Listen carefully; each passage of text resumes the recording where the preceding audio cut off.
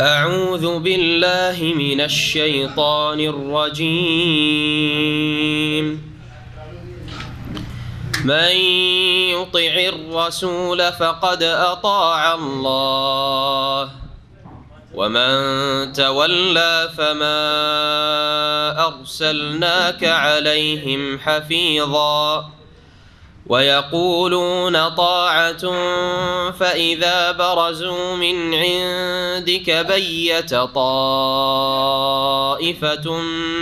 منهم غير الذي تقول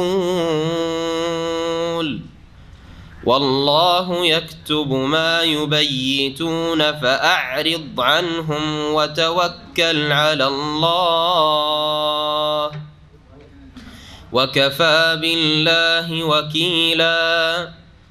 أفلا يتدبرون القرآن ولو كان من عند غير الله لوجدوا فيه اختلافا كثيرا وإذا جاءهم أمر من الأمن أو الخوف أذاعوا به ولو ردوه إلى الرسول وإلى أولي الأمر منهم لعلمه الذين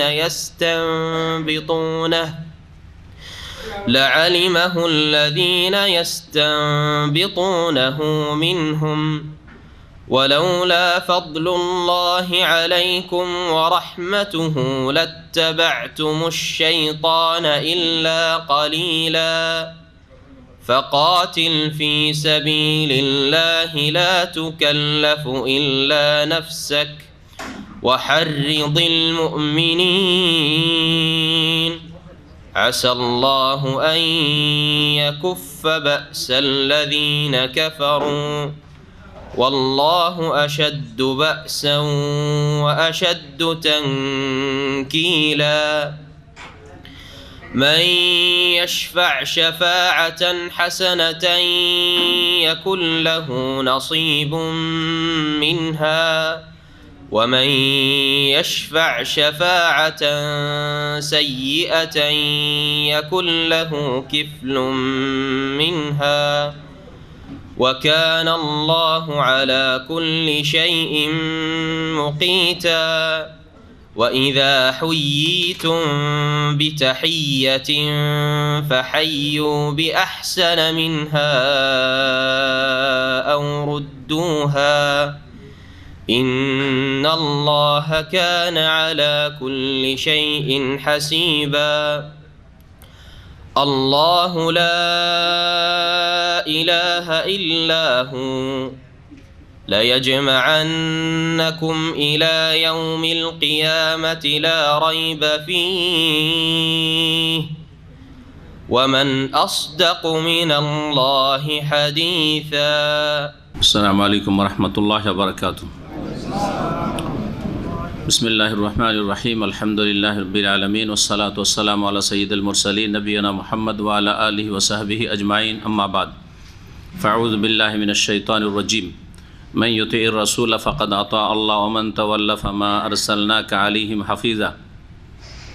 আল্লাহ পাকের সমস্ত প্রশংসা যে আল্লাহ পাক রব্বুল আলামিনের আনুগত্য করা ফরজ এবং তার রাসূল সাল্লাল্লাহু আলাইহি ওয়াসাল্লাম আনুগত্য করা ফরজ এবং রাসূলুল্লাহ সাল্লাল্লাহু আলাইহি সাল্লামকে মানলেই আল্লাহকে মানা হয়। যেই ব্যক্তি রাসূলুল্লাহ সাল্লাল্লাহু আলাইহি ওয়াসাল্লামের প্রত্যেকটি কথা কাজ যা তিনি দ্বীনের অংশ হিসাবে করেছেন তা না মানবে সেই ব্যক্তি আল্লাহ পাক রব্বুল আলমিনকে মানল না।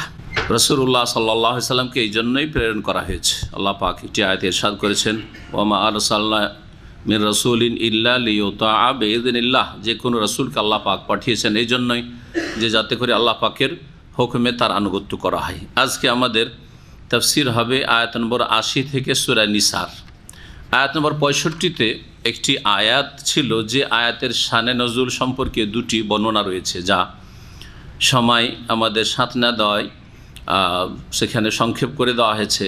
একটি হচ্ছে সঠিক শানে নজুল বিশুদ্ধ সূত্রে সহি সনদ বর্ণিত, আর আরেকটি সহি নয়, যেটা আমাদের মুসলিম সমাজে বক্তাদের মুখে খুব ছড়িয়ে আছে, যার ফলে ভুল কথা ছড়িয়ে আছে, সেটা সম্পর্কে সতর্কীকরণ অবশ্যই করতে হবে। এই জন্য এই বিষয়টি তুলে ধরছি আজকে।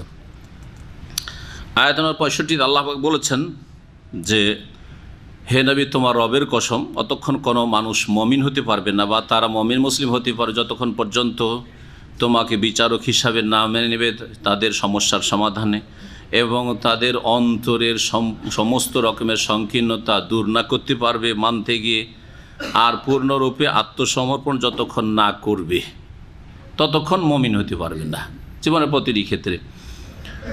সুতরাং মনে রাখবেন যে যারা সুন্নতের ক্ষেত্রে রাসূলুল্লাহ সাল্লাল্লাহু আলাইহি ওয়াসাল্লামের তরিকা মানতে গিয়ে অন্যের কথাকে সামনে পেশ করে, তারা এই আয়াতের অন্তর্ভুক্ত। আপনি বলছেন রাসূলুল্লাহ সাল্লাল্লাহু আলাইহি ওয়াসাল্লাম এইভাবে নামাজ পড়েছেন, ও বলছে যে আমাদের তরিকায় কী আছে, আমাদের মযহাবে কী আছে, তাহলে সেই ব্যক্তি রাসূলুল্লাহ সাল্লাল্লাহু আলাইহি ওয়াসাল্লামের কথা সমস্যার সমাধানের ক্ষেত্রে মানল না, বিচারক হিসাবে তাকে মানল না। আর মানলেও অনেক সময় মানলে হয়তো চুপ হয়ে যাবে, কিন্তু অন্তরে সংকোচ বোধ আছে। এটা আমাদের বাপদাদার তরিকা ছেড়ে এতদিন করে এলাম, এত বড় বড় আলেম হুজুররা করছে, ছেড়ে দিয়ে কী করে মানব, তো অনেকের সংকোচ বোধ আছে, সেও মুমিন হতে পারবে না। হয়তো মেনে নিল পরিবেশের কারণে, কিন্তু পূর্ণরূপে আত্মসমর্পণ করল না, সেও মুমিন হতে পারবে না।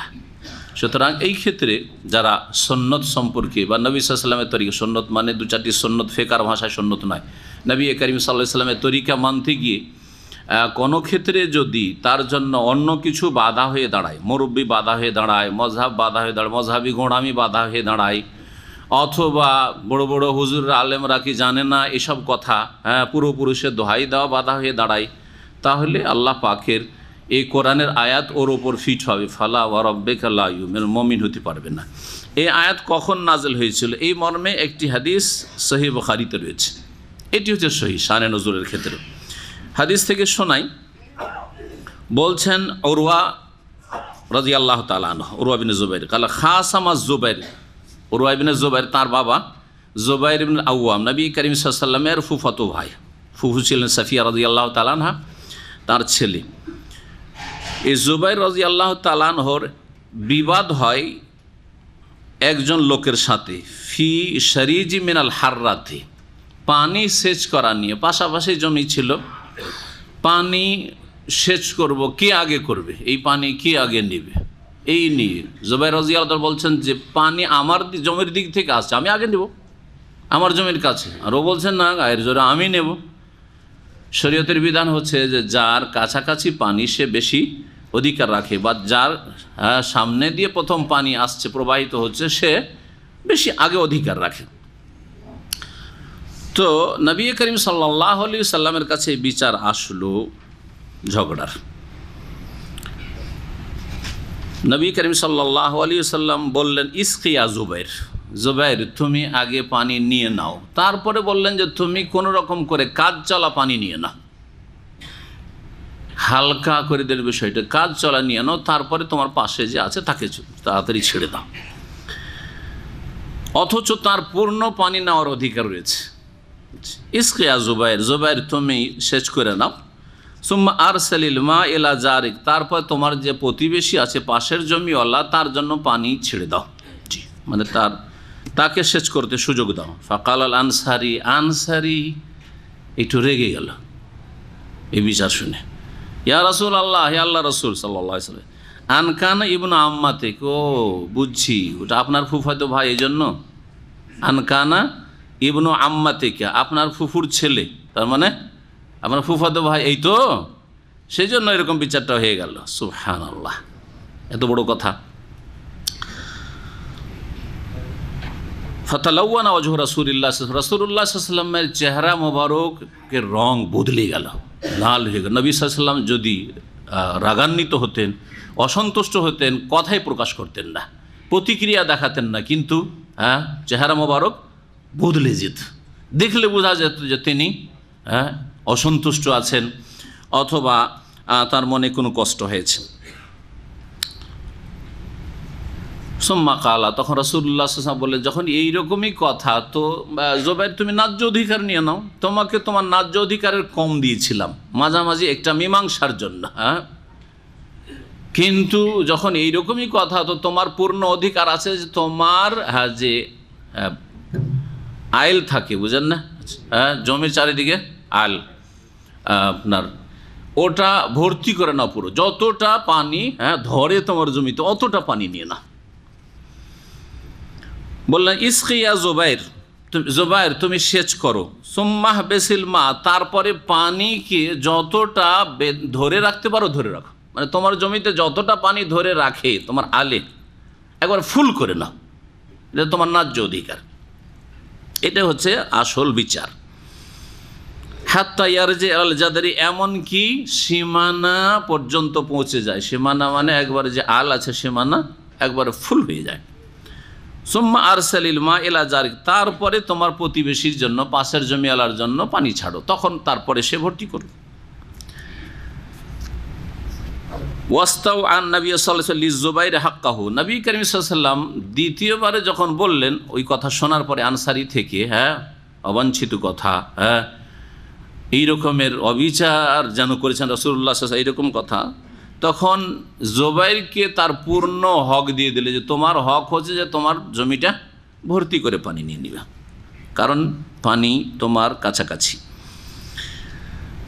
ফি সারিহিল হুকমে হিনা আহফাজাহুল আনসারি, যখন ওই আনসারি অসন্তুষ্ট করে দিয়েছিল, ওকানা আশারা আলাইহিমা, রাসূলুল্লাহ সাল্লাল্লাহু আলাইহি ওয়াসাল্লাম দুইজনকে পরামর্শ দিয়েছিলেন, বি আমরিল্লাহু মা ফি হাসি, এমন একটি মীমাংসা দিয়ে প্রথম, যেটাতে দুইজনেরই সুবিধা ছিল, যে তোরাও কাজ চললো আর তোর তাড়াতাড়ি করে তুইও পানি পেয়ে যা, কিন্তু না, ওতে মনক্ষুণ্ণ সে হইল।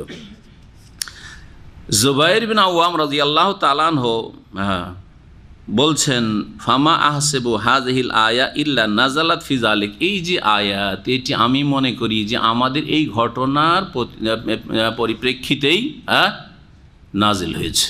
এই আয়াতের শানে নজুল হচ্ছে আমাদের এই ঘটনা। এটি হচ্ছে সহিহ হাদিস, সহিহ বুখারী। পক্ষান্তরে একটি হাদিস রয়েছে, হাফেজ আবু ইসহাক বর্ণনা করেছেন ঘটনা শুনে, আর এইটি বক্তাদের কাছে খুব প্রসিদ্ধ। আন্না রাজুলাইন ইখতাসামা ইলান নবী সাল্লাল্লাহু আলাইহি ওয়াসাল্লাম, নবী সাল্লাল্লাহু আলাইহি ওয়াসাল্লামের কাছে দুইজন একটা বিচার নিয়ে আসলো। ফাকাদা লিল মুহিক্কি আলাল মুবতিল, একজন ছিল হকপন্থী, যার ন্যায্য অধিকার হক ছিল, আর আরেকজন ছিল বাতিলপন্থী, তার অধিকার ছিল না। কার জন্য বিচার করলেন? যে হকপন্থী তাকে দিয়ে দিলেন তার হক।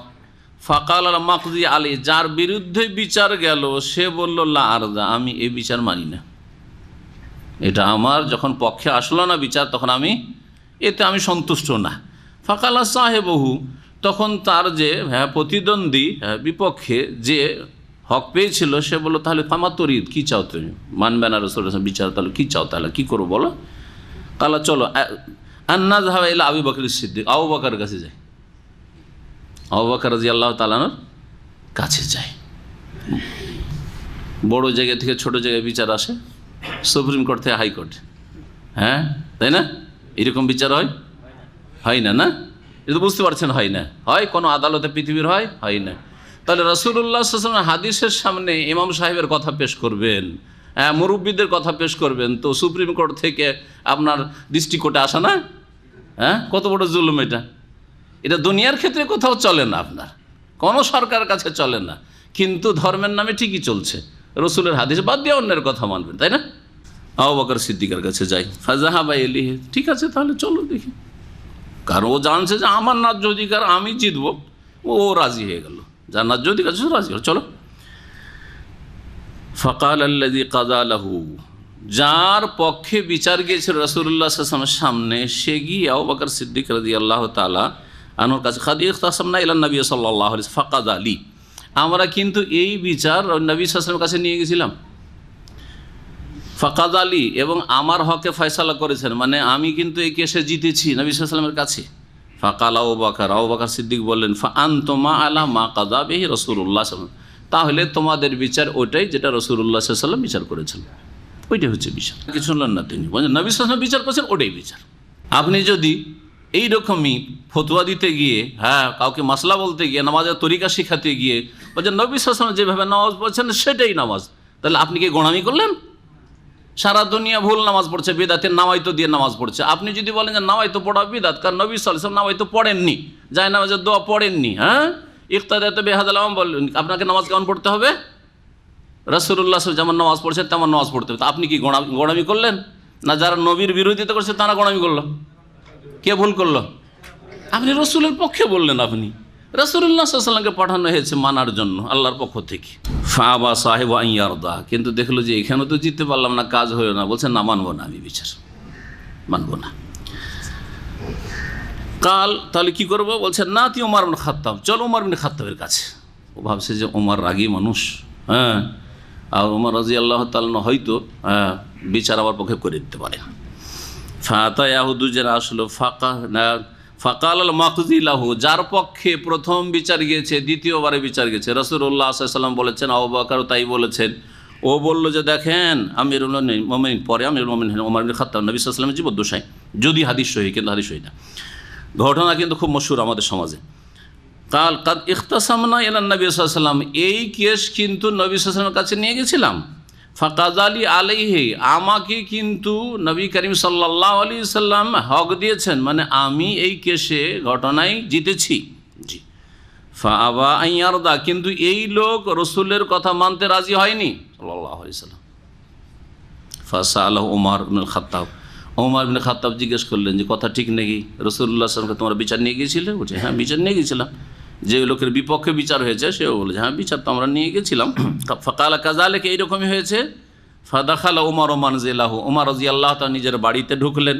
ওয়া খারাজা ওয়া সাইফু ফি ইয়াদিহি কাদ সাল্লাহু, বাড়ি থেকে তরবারি, উলঙ্গ তরবারি, হ্যাঁ, নিয়ে বেরোলেন তার হাতে। ফাজারাবা বিহি রাসাল্লাযী আবা আইয়ারদা, ওই ব্যক্তির মাথায় আঘাত করলেন যেই ব্যক্তি রাসূলুল্লাহ সাল্লাল্লাহু আলাইহি ওয়াসাল্লামের বিচার মানতে রাজি হয়নি। ফাকাতালাহু, তাকে হত্যা করে দিলেন। ফাআনজালাল্লাহ, এই মর্মে এই আয়াত নাজিল হয়, ফালা ওয়া রাব্বিকা লা ইউমিনুনা হাত্তা ইউহাক্কিমুকা ফীমা শাজারা বাইনাহুম সুম্মা লা ইয়াজিদু ফি আনফুসিহিম হারাজাম মিম্মা কাযাইতা ওয়া ইউসাল্লিমু তাসলিমা। কিন্তু এই ঘটনাটি ঠিক নয়, এই বিষয়ে অনেক গবেষক মুফাসসিরিনগণ বর্ণনা করেছেন যে হাদিসটি ঠিক নয়। সুতরাং এই ঘটনা বক্তারা বা আপনারা কোথাও বর্ণনা করবেন না, এবং কেউ যদি বর্ণনা করে তাদেরকে সতর্ক করবেন। কারণ নবী সাল্লাল্লাহু আলাইহি সাল্লাম বেঁচে আছেন, আর ওমর রাদিয়াল্লাহু তাআলা একটা লোক নবীর বিচার মানেনি, সেজন্য নিজেই হত্যা করে দেবেন, আইনকে হাতে নেবেন। হ্যাঁ, এটা কি জায়েজ? তাহলে এই ঘটনা যদি ঠিক রাখা হয়, তাহলে শাসক ছাড়া, সরকার ছাড়া, প্রশাসন ছাড়া যে কেউ হাতে আইন নিয়ে নিতে পারে কিনা, আর দলিল তার সংশয় এটা হতে পারে কিনা যে ওমর রাদিয়াল্লাহু যখন হত্যা করেছেন আইন হাতে নিয়েছেন, আমি নিলাম তো কি হলো?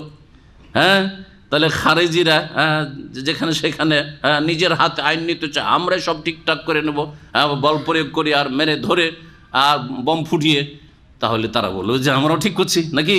হ্যাঁ, এই জাল কথা। এই ঘটনাটি সত্য নয়।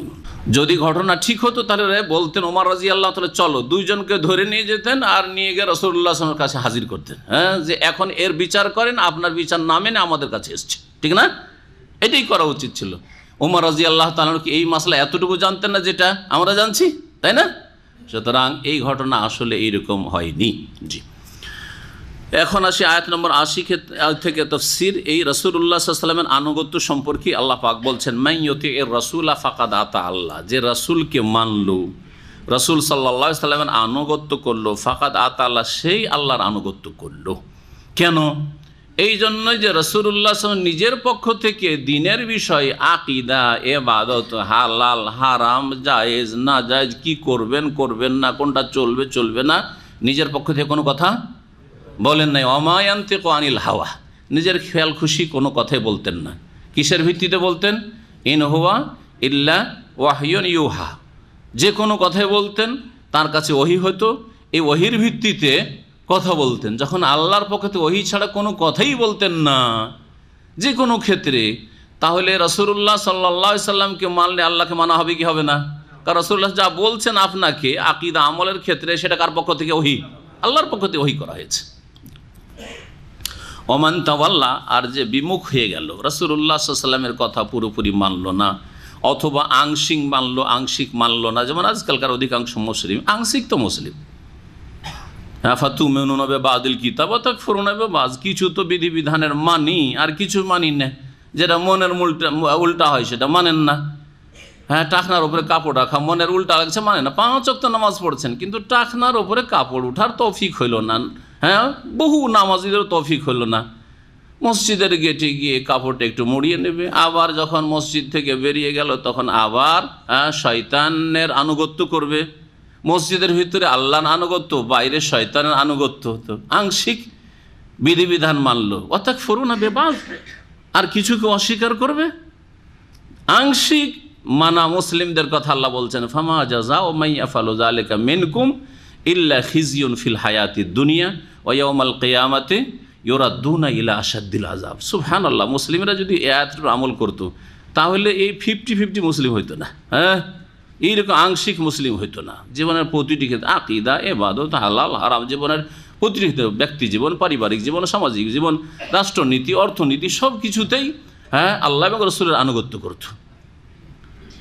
ফামা জাযাউ মান ইয়াফআলু যালিকা মিনকুম, যারা কিছু মানে কিছু মানে না, এতটি পারলাম এইটা করব না, 4 ওয়াক্ত পড়লাম ফজর পারি না, এইটা মানলাম ওইটা মানলাম না, এই বিদাতগুলি করতে হবে কারণ সমাজে বাস করতে হবে, এইরকম যারা করে, নামাজে মুসল্লি ঠিক আছে, এদিকে বিদাতেও ঠিক আছে, নামাজও ঠিক আছে আর বিদাতও করে, আংশিক মানে আংশিক মানে না, এদের একমাত্র শাস্তি হচ্ছে আল্লাহ বলছেন কি, ইল্লা খিজিয়ুন ফিল হায়াতিদ দুনিয়া, পার্থিব জগতে তাদের জন্য লাঞ্ছনা, জি, অপদস্থ আল্লাহ করবেন, পদদলিত করে রাখবেন, তাদেরকে আল্লাহ পাক শাস্তি দেবেন কাফেরদেরকে দিয়ে। জি, কাফেরদের দ্বারা যে শাস্তি হচ্ছে মুসলিমদের, তার পিছনে কারণ হচ্ছে যে কিছু মানা কিছু না মানা, ধর্মের দিন ইসলামের কিছু মানি কিছু মানি না। আখিরাতে মওতের পরে তওবা না করে যদি মারা যায়, ওয়া ইয়াউমাল কিয়ামাতি ইউরাদ্দুনা ইলা আশাদ্দিল আযাব, কিয়ামতের দিবসে কঠোর শাস্তির দিকে ঠেলে দেওয়া হবে। আমাল্লাহু বিগাফিরিন আম্মা তা'মালুন, যা কিছুই করছো তোমরা, আল্লাহ সব কিছু জানছেন, আল্লাহ অনবহিত নন। ওমান তাওয়াল্লা, আর কেউ যদি মুখ ফিরিয়ে নেই, ফামা আরসালনাকা আলাইহিম হাফিজা, হে নবী তোমাকে তাদের ওপর পাহারাদার করে প্রেরণ করিনি, তোমাকে উপদেশ দানকারী, সুসংবাদদাতা, বাশির, সতর্ককারী, নজির এবং ফাযাক্কির ইন্নামা আনতা মুযাক্কির, তোমাকে উপদেশ দেওয়ার জন্য পাঠিয়েছি। লাস্তা আলাইহিম বিমুসাইতির, তাদের ওপর তুমি পাহারাদার নও, তাদের ওপর তুমি দারোগা পুলিশ নও, ফোর্স করে কোনো লাভ নাই যদি অন্তর পরিবর্তন না হয়। ওয়া ইয়াকুলুনা তাহ, আর কিছু লোকেরা বলে থাকে যে মুখে মানলাম, তাআতুন আনুগত্যের কথা বলে, এর যদি সহজভাবে অর্থ করি কি বলবো, ওয়া ইয়াকুলুনা তাহ, তারা আনুগত্যের কথা বলে, আমরা বলি না ও আপনি শুধু করব করব বলেন, মানে কি আসলে মুখে বলছেন করব, কাজে করবেন না, তাই না? সবসময় বলেন নামাজ পড়বো পড়বোই শুধু বলতেই থাকলেন, সারা জীবন করে দেব বলতে থাকলেন, তার মানে কাজের বেলা কিছু পেলাম না বা করলেন না। ওয়া ইয়াকুলুনা তা, মুনাফিকরা ওই রকম, মুনাফিকদের কথা আল্লাহ বলছেন, তারা বলে যে তাআতুন, আমরা মানি, মানে মৌখিক দাবি, শুধু মুখে বলে যে মানি, আনুগত্য করি আল্লাহ এবং রসুলের। ফাইদা বারাজু মিন ইনদিকা, হে নবী তোমার মজলিস থেকে, তোমার সামনে থেকে যখন তারা বেরিয়ে যায়, বাইরে যখন চলে যায়, বাইয়াতা তায়েফাতুম মিনহুম গায়রাল্লাযী তাকুল, তুমি যা বললে তাছাড়া ভিন্ন কিছু নিয়ে তাদের এক দল রাতে কুপরামর্শ করতে থাকে, কুপরামর্শ করতে থাকে। নবী সাল্লাল্লাহু আলাইহি ওয়াসাল্লাম যা বললেন তার বিরোধিতার জন্য চক্রান্ত করতে থাকে, তাদের মুনাফিকদের মিটিং হয়, দিনে নবী সাল্লাল্লাহু আলাইহি ওয়াসাল্লাম মজলিসে হাজির, খুব মিষ্টি মিষ্টি কথা, নাশহাদু ইন্নাকা লা রাসূলুল্লাহ, আর যখন তারা নির্জনে যায়, মুনাফিক এক জায়গায় হয়, ওয়াইদা খালাউ ইলা শায়াতিনহিম, আল্লাহ সূরা বাকারা শুরুতে বলেছেন, যখন ওই শয়তানগুলো, মুনাফিক শয়তানগুলির সাথে নির্জনতা অবলম্বন করে, কালু ইন্না মাকুম, আরে মুহাম্মাদের সাথে এমনি দিন একবার দেখা সাক্ষাৎ করতে যাই, তোমাদের সাথে আমরা আছি, তোমাদের সাথে আমরা আছি। মুসলিম সমাজের যারা নাস্তিক, যারা সেকুলার ধর্ম নিরপেক্ষতায় বিশ্বাসী মুনাফিক, এরা ঠিক ওই রকমই মুসলিম সমাজে আসে ভোট ভিক্ষা করতে অথবা নিজের গরজ পুরা করতে, আছি তোমাদের সাথে আছি। ওয়াইদা খালাউ ইলা শায়াতিনহিম, ইহুদ ও নাসারা শয়তানদের সাথে যখন তারা বসে, তখন বলে আমরা আছি, আপনারা কি টার্গেট আপনাদের বলবেন, সব দেশে আমরা বাস্তবায়ন করছি, জি আছি আমরা আপনাদের সাথে, সব কিছু করছি। পশ্চিমা শক্তি যা বলছে, পশ্চিমা সভ্যতাকে নিয়ে এসে মুসলিমদের উপর চাপিয়ে দিচ্ছে। হ্যাঁ, মুসলিম জাতিকে কি করে দিন ইসলাম থেকে দূরে করতে হবে, মুসলিম দেশের সিলেবাসকে ইসলাম থেকে কি করে দূরে সরিয়ে দিতে হবে, এই চক্রান্তে তারা লেগেই আছে। তাহলে ইন্না মাকুম ইন্নামা নাহনু মুস্তাহজিউন, আর এদের কথা বাদ দাও। জি, আল্লাহ পাক রব্বুল আলামিন যেন এদের অনিষ্ট থেকে হেফাজত করেন ইসলামিক মুসলিমের। আল্লাহু ইয়াকতুবু মা ইউবাইয়িতুন, আর তারা রাতে যে কুচক্র করে সে সম্পর্ক সেগুলি বিষয়ে আল্লাহ লিখছেন। মানে আল্লাহ পাক রব্বুল আলামিনের যে মালায়েকা রয়েছেন কিরামান কাতিবিন, সম্মানিত লেখক বৃন্দ, তারা লিখছেন সরাসরি। এটা আল্লাহ নির্দেশে যেহেতু লেখা হচ্ছে, সুতরাং যেন আল্লাহই লিখছেন। যেমন আপনি একটা বাড়ি তৈরি করেছেন, বলছে এই বাড়িটা আমি তৈরি করেছি, বলছেন না? এটা বাড়ি কার? বলছে আমি ভাই তৈরি করেছি, বলছেন না? বলছেন না? আপনি তৈরি করেছেন, রাজমিস্ত্রি তৈরি করেছে। তা আমাদের বাকভঙ্গিমায় তো ওইরকম আছে, ঠিক ওই রকমই আল্লাহ এক তো আল্লাহ লিখছেন, মানে আল্লাহ লিখার যেহেতু নির্দেশ দিয়েছেন সেই জন্য আল্লাহরই লিখা এগুলো। তারপরে আল্লাহর আর একটা লিখনি যেটা স্বয়ং আল্লাহ করছেন, সেটা হচ্ছে কাগজ কলমে লিখা নয়, আল্লাহ পাক রব্বুল কাছে সব কিছুই রেকর্ড হচ্ছে। কারণ আল্লাহর ওপর কোনো কিছু গোপন রাখা, তাখফা মিনকুম খাফিয়া আলাম ইয়ালাম বিআন্নাল্লাহ ইয়ারা, আল্লাহ তো সব কিছু জানছেন, আল্লাহ তো সব কিছু দেখছেন, তো এটাই তো তার রেকর্ড। ফেরেশতাকে লিখতে এই জন্যই বলা হয়েছে যে এই আমলনামা কর্মলিপি আখিরাতে বিচার দিবসে তোমার সামনে যাতে হাজির করা সম্ভব হয়, যে দেখো লেখা আছে, তারিখ দেওয়া আছে, অ্যান্ড ঘন্টা মিনিট সেকেন্ড সব দেওয়া আছে, কোন সময় কি করেছ, এই জন্য। না হলে আল্লাহ তো জানছেন। তার যদি এই অসীম জ্ঞানের ভিত্তিতে আল্লাহ বিচার করে দেন আর ফেরেশতাকে নাও লিখতে বলেন, তাও যথেষ্ট সুবিচারের জন্য, সেটিই যথেষ্ট। ফাআরিদ আনহুম, সুতরাং তাদেরকে এড়িয়ে চলো, তাদেরকে উপেক্ষা করো। ওয়াতাওয়াক্কাল আলাল্লাহ, আল্লাহর প্রতি ভরসা করো। ওয়াকাফা বিল্লাহি ওয়াকিলা, কর্মবিধায়ক হিসাবে আল্লাহ যথেষ্ট, সব কিছু করে থাকেন আল্লাহ পাক রব্বুল আলামিন। সুতরাং আল্লাহ পাক রব্বুল আলামিন দিনকে যদি শক্তিশালী করতে চান, মুহাম্মদুর রাসূলুল্লাহ সাল্লাল্লাহু আলাইহি ওয়াসাল্লামের নিয়ে আসা দিনকে যদি বিজয় দান করতে চান, তো আল্লাহ নিজের কাছে যথেষ্ট। জি, আফালা ইয়াতাদাব্বারুনাল কোরআন, তারা মানুষরা কি কোরআন নিয়ে গভীরভাবে চিন্তা ভাবনা করে না? কোরআনের মর্ম নিয়ে গভীরভাবে তারা কি চিন্তা ভাবনা করে না? তাদাব্বুর, আল্লাহ পাক এই আয়াতে তাদাব্বুর শব্দটি উল্লেখ করেছেন। এইরকম তাদাব্বুর শব্দ কোরআনে কারিমের আরও দুটি আয়াতে এসছে, যেমন কিতাবুন আনজালনাহু ইলাইকা মুবারাকুন লিয়াদাব্বারু আয়াতিহি ওয়া লিয়াতাযাক্কারা উলুল আলবাব। এই কিতাব আল্লাহ বলছেন সূরা ইব্রাহিমে, কিতাবুন, এই কিতাব, আনজালনাহু ইলাইকা মুবারাক, হে নবী এই বরকতময় কিতাব তোমার প্রতি নাজিল করেছি। কেন নাজিল করেছি কিতাব? কোরআন আসার উদ্দেশ্য কি?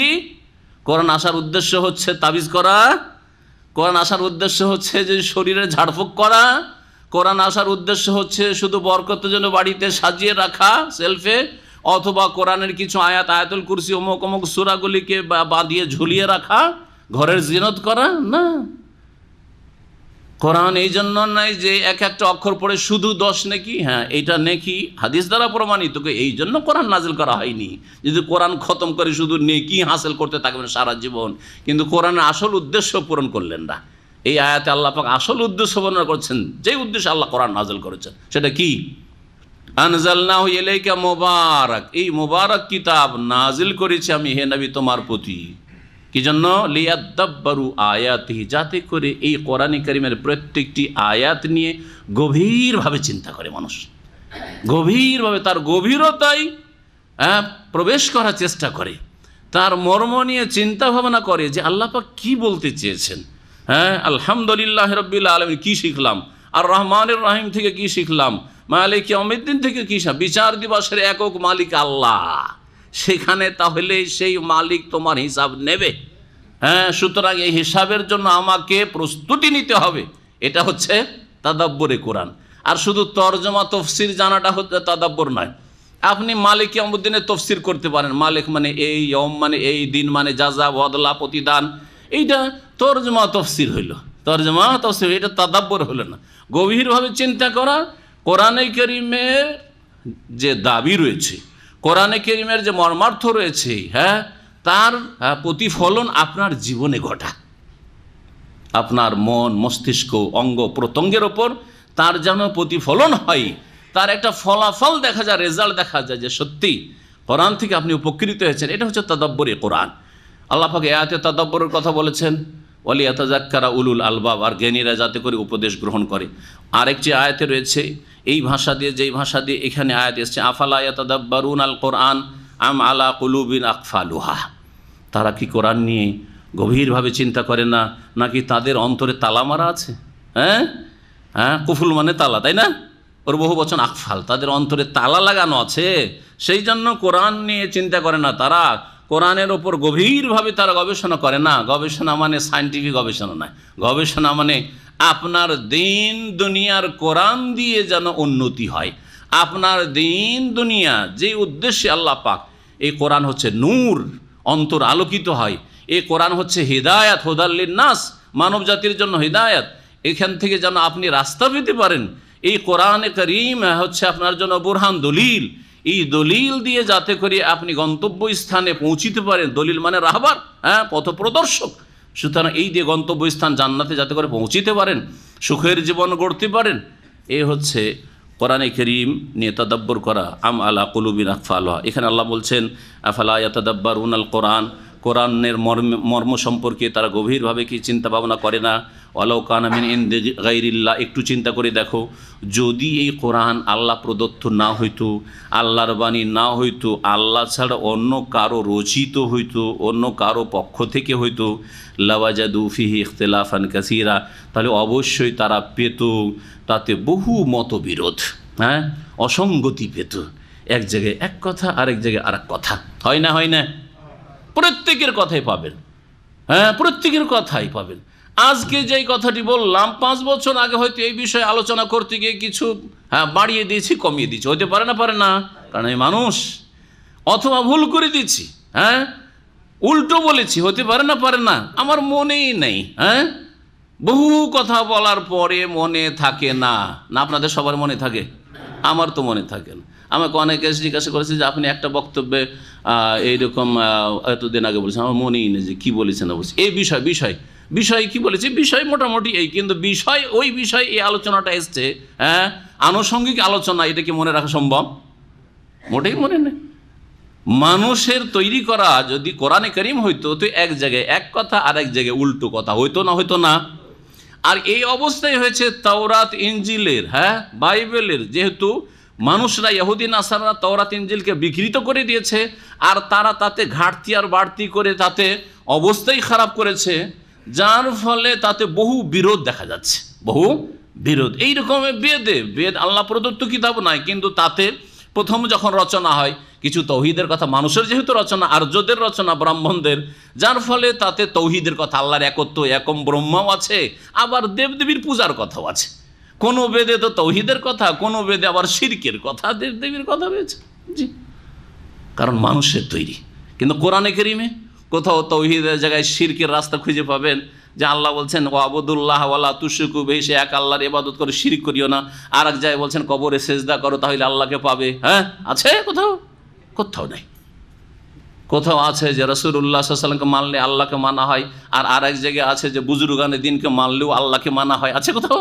হ্যাঁ, পূর্বপুরুষের বিরোধিতা করিও না, কারণ পূর্বপুরুষরা তোমাদের চাইতে বেশি বুঝতো, এরকম কথা আছে কোথাও? না, বরং এগুলো নিন্দা করা হয়েছে। তো বলছিলাম যে আল্লাহ পাক বলছেন যে যদি এই কোরআনে কারীম আল্লাহ ছাড়া অন্যের পক্ষ থেকে হইতো, লাওয়াজাদু ফিহি ইখতিলাফান, শুধু ইখতিলাফ না, বিরোধ না, বহু বিরোধ পেতেন, হ্যাঁ, দ্বন্দ্ব পেতেন, কিন্তু কোনো দ্বন্দ্ব বের করতে পারেনি। বরং কোরআন নিয়ে অনেক অমুসলিমরা গবেষণা করতে গিয়ে, কিসের গবেষণা? মুস্তাশরিক তারা, হ্যাঁ, ওরিয়েন্টিস্ট, হ্যাঁ, দিন ইসলাম পড়ে তার ভুল ধরবো, কোরআনে ভুল বের করব, হাদিসে ভুল বের করব, আর তারপরে ইসলামের ক্ষয়ক্ষতি করবে, এই উদ্দেশ্য নিয়ে পড়াশোনা করে তারা মুসলমান হয়ে গেছে। এরকম বহু আছে, বহু আছে। ইসলামের ক্ষতি করার জন্য এসছে, তারপর ইসলামের বড় দায়ী হয়ে গেছে তারা। আল্লাহ পাক তারপরে বলছেন ওয়াইজা জাআহুম আমরুম মিনাল আমনি আউল খাউফি আযাউ বিহি ওয়ালাউ রাদ্দুহু ইলা রাসূলি ওয়া ইলা উলিল আমরি মিনহুম লাআলিমাহু আল্লাযিনা ইসতামবিতুনাহু মিনহুম। এখান থেকে আল্লাহ রাব্বুল আলামিন এমন একটি বিষয় বর্ণনা করেছেন যেটি জনগণের সাথে সম্পর্কিত, একজন মানুষের সমস্যা নয়। বা দু চারজন মানুষের শুধু সমস্যা নাই, একটা পরিবারে দু চার পাঁচজন সদস্য আছে তাদের সমস্যা নাই, বরং বহুজনের সমস্যা। হ্যাঁ, গোটা দেশবাসীর একটা বিষয়, গোটা দেশের সমস্যা এটা।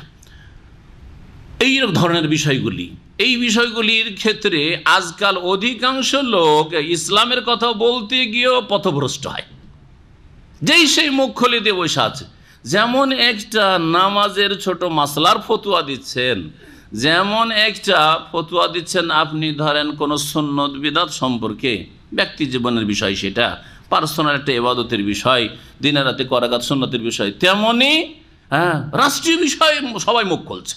আরে আজকাল ফেসবুক খুললেন আর নেট খুললেন, দেখছেন যে ছোট বড় সবাই মনে হচ্ছে একই রকমের চিন্তাবিদ, আর একই রকমের স্কলার, আর একই রকমের একবারে সব আল্লামা, কোনো পার্থক্য নেই, সব বড় বড় মুফতি হয়ে বসে আছে। না, মনে রাখবেন যে মানুষের সমস্যাকে দুই ভাগে ভাগ করবেন, একটা হচ্ছে ওমর খাসা আর এটা হচ্ছে ওমর আম্মা।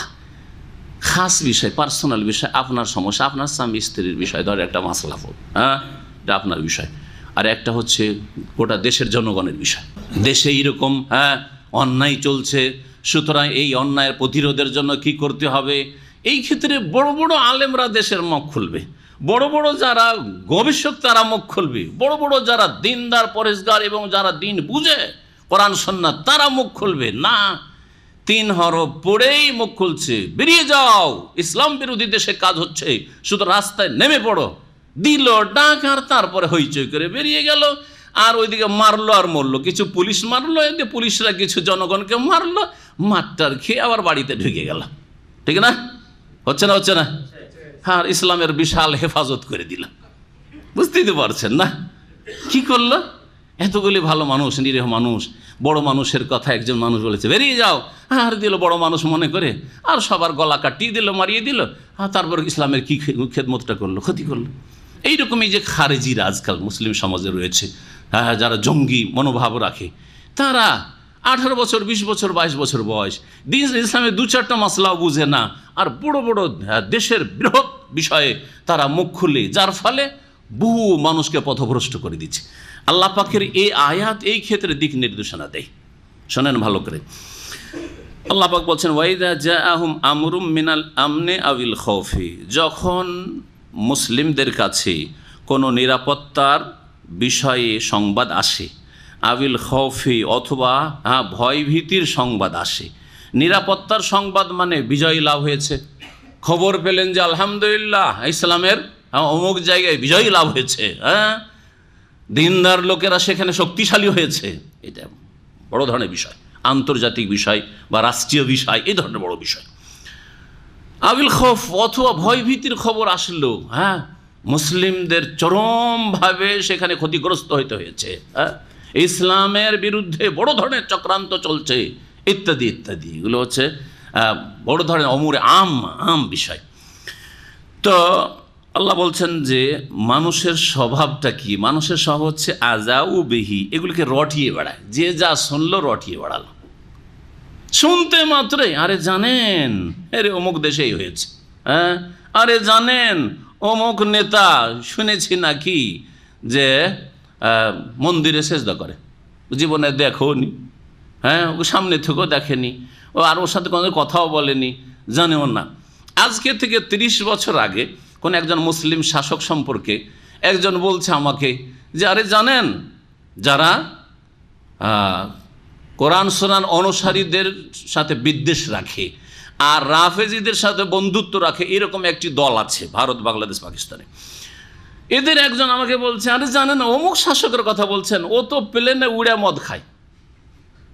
আমাকে বলছে, আমি যদি শুনে বলতাম তো না হয় বলতেন যে একটু বাড়িয়ে বলছে সে, আমাকে বলছে একটু মানে দোষ তুলতে গিয়ে মুসলিম শাসকদের বহু গুনাহ আছে, এতে কোনো সন্দেহ নেই, কিন্তু আপনি বলছেন সে 1 নম্বর মদ খায়, 2 নম্বর প্লেনে উড়ে তখন মদ খায়। কথা বুঝছেন না? মদ খেতে দেখেছেন? আপনি যে বলছেন যে অমুক মদ খায়, মদ খেতে দেখেছেন? বলছেন না, শুনেছি। আচ্ছা, প্লেনে মদ খেয়েছিল তখন যেই লোকটা দেখেছে ওর সাথে সাক্ষাৎ করেছেন, দিয়ে ওর কাছ থেকে শুনেছেন? বলছেন না। তো বলছে শুনছি যে এইরকম নাকি ও প্লেনেও মদ খায়। আউযু বিল্লাহ, এটা একটা নজির পেশ করলাম, কথা বুঝতে পারছেন? আমাদের নেতা নেত্রীরা ওই যায়, অমুক দেশে যায়, তমুক দেশে যায়, আর ওখানে গিয়ে তখন তারা আসলে এই খারাপ কাজগুলি করে। এগুলো বলে না মুসলিমরা? হ্যাঁ, ছোট বাচ্চা, 18 বছরের বাচ্চা ফেসবুকে দিল একটা স্ট্যাটাস, তাই না? করছে না? এগুলি দিয়ে ইসলামের খেদমত হচ্ছে না ক্ষতি হচ্ছে? তখন ওই শাসক দেখবে যে এটা কে রে, দেখছে যে এটা একটু ওই মসজিদে যাওয়ার লোক, তার মানে যারা মসজিদে যায় এরাই হচ্ছে আমাদের শত্রু। তো ধর এগুলোর পিছনে লাগা, তদন্ত লাগা, যত মসজিদে যাওয়ার লোক আছে তদন্ত লাগা। এই জন্য কোনো একটি দেশ সম্পর্কে শুনেছিলাম কোন এক সময়, যে ওই দেশে যদি ফজরের নামাজে নিয়মিত যান কয়েকদিন, তো আপনার পিছনে তদন্ত, গোয়েন্দা লেগে যাবে যে কি ব্যাপার, ফজরে ডেলি কেন আসে ও। কথা বুঝতে পারছেন? এগুলো কিভাবে তৈরি হয়েছে? রিয়াকশনমূলক তৈরি হয়েছে, রিয়াকশনে তৈরি হচ্ছে। কারণ আমাদেরকে মারার চেষ্টা কে করছে? হ্যাঁ, আমাদেরকে মারার কে চেষ্টা করছে? আমাদের ক্ষয়ক্ষতি করা কে চেষ্টা করছে? গোয়েন্দা লেগে আছে, গোয়েন্দা এসে রিপোর্ট দিচ্ছে যে আপনাদেরকে মারার কে চেষ্টা করছে জানেন? ওই যে দাঁড়িয়ে রেখেছে 18 বছর ছেলেটা না, ওই রকম। তাহলে দেখ, ওই 18 বছর যার দাঁড়িয়ে আছে ধর ওকে, হ্যাঁ ধর, দেখ তদন্ত শুরু করবে না? রিয়াকশন, প্রতিক্রিয়া।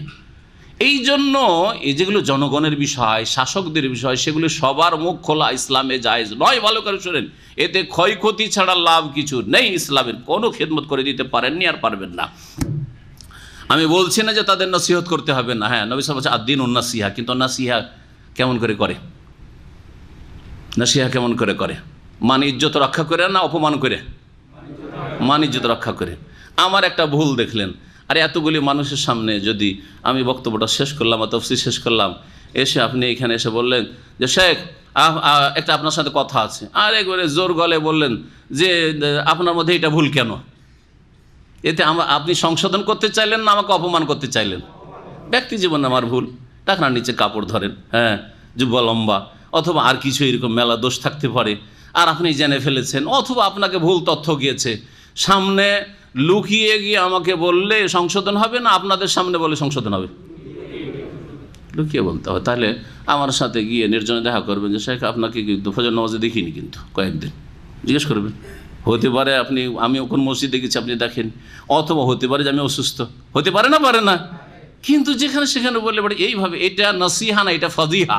আরবিতে একটা হচ্ছে নসিহা, মানে হচ্ছে খায়রখাহি করা, হ্যাঁ, কল্যাণ কামনা করা, হিতাকাঙ্ক্ষী হওয়া। আর ফজিহা মানে অপদস্থ, লাঞ্ছিত করা।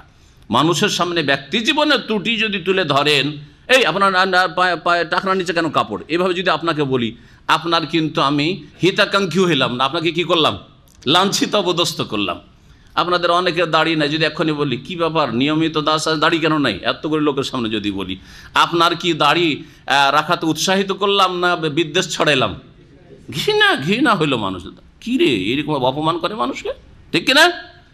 কিন্তু পার্সোনালি একা পেয়ে গেলাম লিফটে, আপনি আর আমি, আর কি ব্যাপার, মাশাআল্লাহ দিন তো অনেক শিখছেন, দাড়িটা কেন রাখছেন না? এটা হচ্ছে খায়রখাই। তো আমাদের জনগণ, সাধারণ মানুষের ক্ষেত্রে যদি নির্জনে বললে উপকার হয়, আর সবার সামনে বললে ফজিহা, লাঞ্ছিত অপদস্থ করা হয়, তাহলে শাসকের কথা কি ভাবতে পারেন, নেতার কথা কি ভাবতে পারেন, হ্যাঁ, এমপি মিনিস্টারের কথা কি ভাবতে পারেন? এভাবে হয় সংশোধন? কখনো হয় না। আপনার উদ্দেশ্য হবে ইসলাহ করা, সংশোধন করা, এফসাদ বিগড়ানো নয়। হ্যাঁ, অবস্থা খারাপ করবেন না, সংস্কার করবেন। আল্লাহ পাক তৌফিক দান করেন। বলছিলাম যে কিছু লোকের স্বভাব আছে, ভয়ের সময় অথবা নিরাপত্তার সময় কি করে, একটু শুনতে পেলে আজাও বেহে রটিয়ে বেড়ায়। আল্লাহ বলছেন স্বভাব হচ্ছে রটিয়ে বেড়ানো, এটা ভালো কাজ না। আল্লাহ বলছেন না রটিয়ে যদি ওয়ালাউ রাদ্দুহু ইলা রাসূলি, এই বিষয়টিকে, এই সমস্যাকে যদি রাসূলুল্লাহ সাল্লাল্লাহু আলাইহি সাল্লামের দিকে ফিরিয়ে দিত, মানে রাসূলুল্লাহ সাল্লাল্লাহু আলাইহি সাল্লামের ছেড়ে যাওয়া কোরআন সুন্নাহ থেকে এর সমাধান তলাশ করত, এটা হচ্ছে রসুলের দিকে ফিরিয়ে দেওয়া। অন্য আয়াতে যেমন আল্লাহ বলছেন ফাইন তানাজাতুম ফি শাইইন, কোনো ক্ষেত্রে যদি মতবিরোধ হয়, ঝগড়া হয়েছে দুইজনে কোনো মাসলা নিয়ে, দিন নিয়ে, দুনিয়া নিয়ে, জমি নিয়ে, কিছুই নিয়ে, টাকা নিয়ে, কোন দিকে ফিরতে হবে? ফারুদ্দুহু ইলাল্লাহ, আল্লাহর দিকে ফিরিয়ে দাও এবং রাসূলের দিকে ফিরিয়ে যাও সাল্লাল্লাহু আলাইহি সাল্লাম। অর্থাৎ কোরআনে কারীমের কাছ থেকে তুমি সমাধান নাও এবং রাসূলের হাদিস থেকে সমাধান নাও। রাসূলুল্লাহ জীবদ্দশায় রাসূলুল্লাহ সাল্লাল্লাহু আলাইহি ওয়াসাল্লামের কাছে যেতেন, কিন্তু রাসূলুল্লাহ ইন্তেকালের পরে কোরআন এবং হাদিসের কাছে যেতে হবে, তলাশ করতে হবে।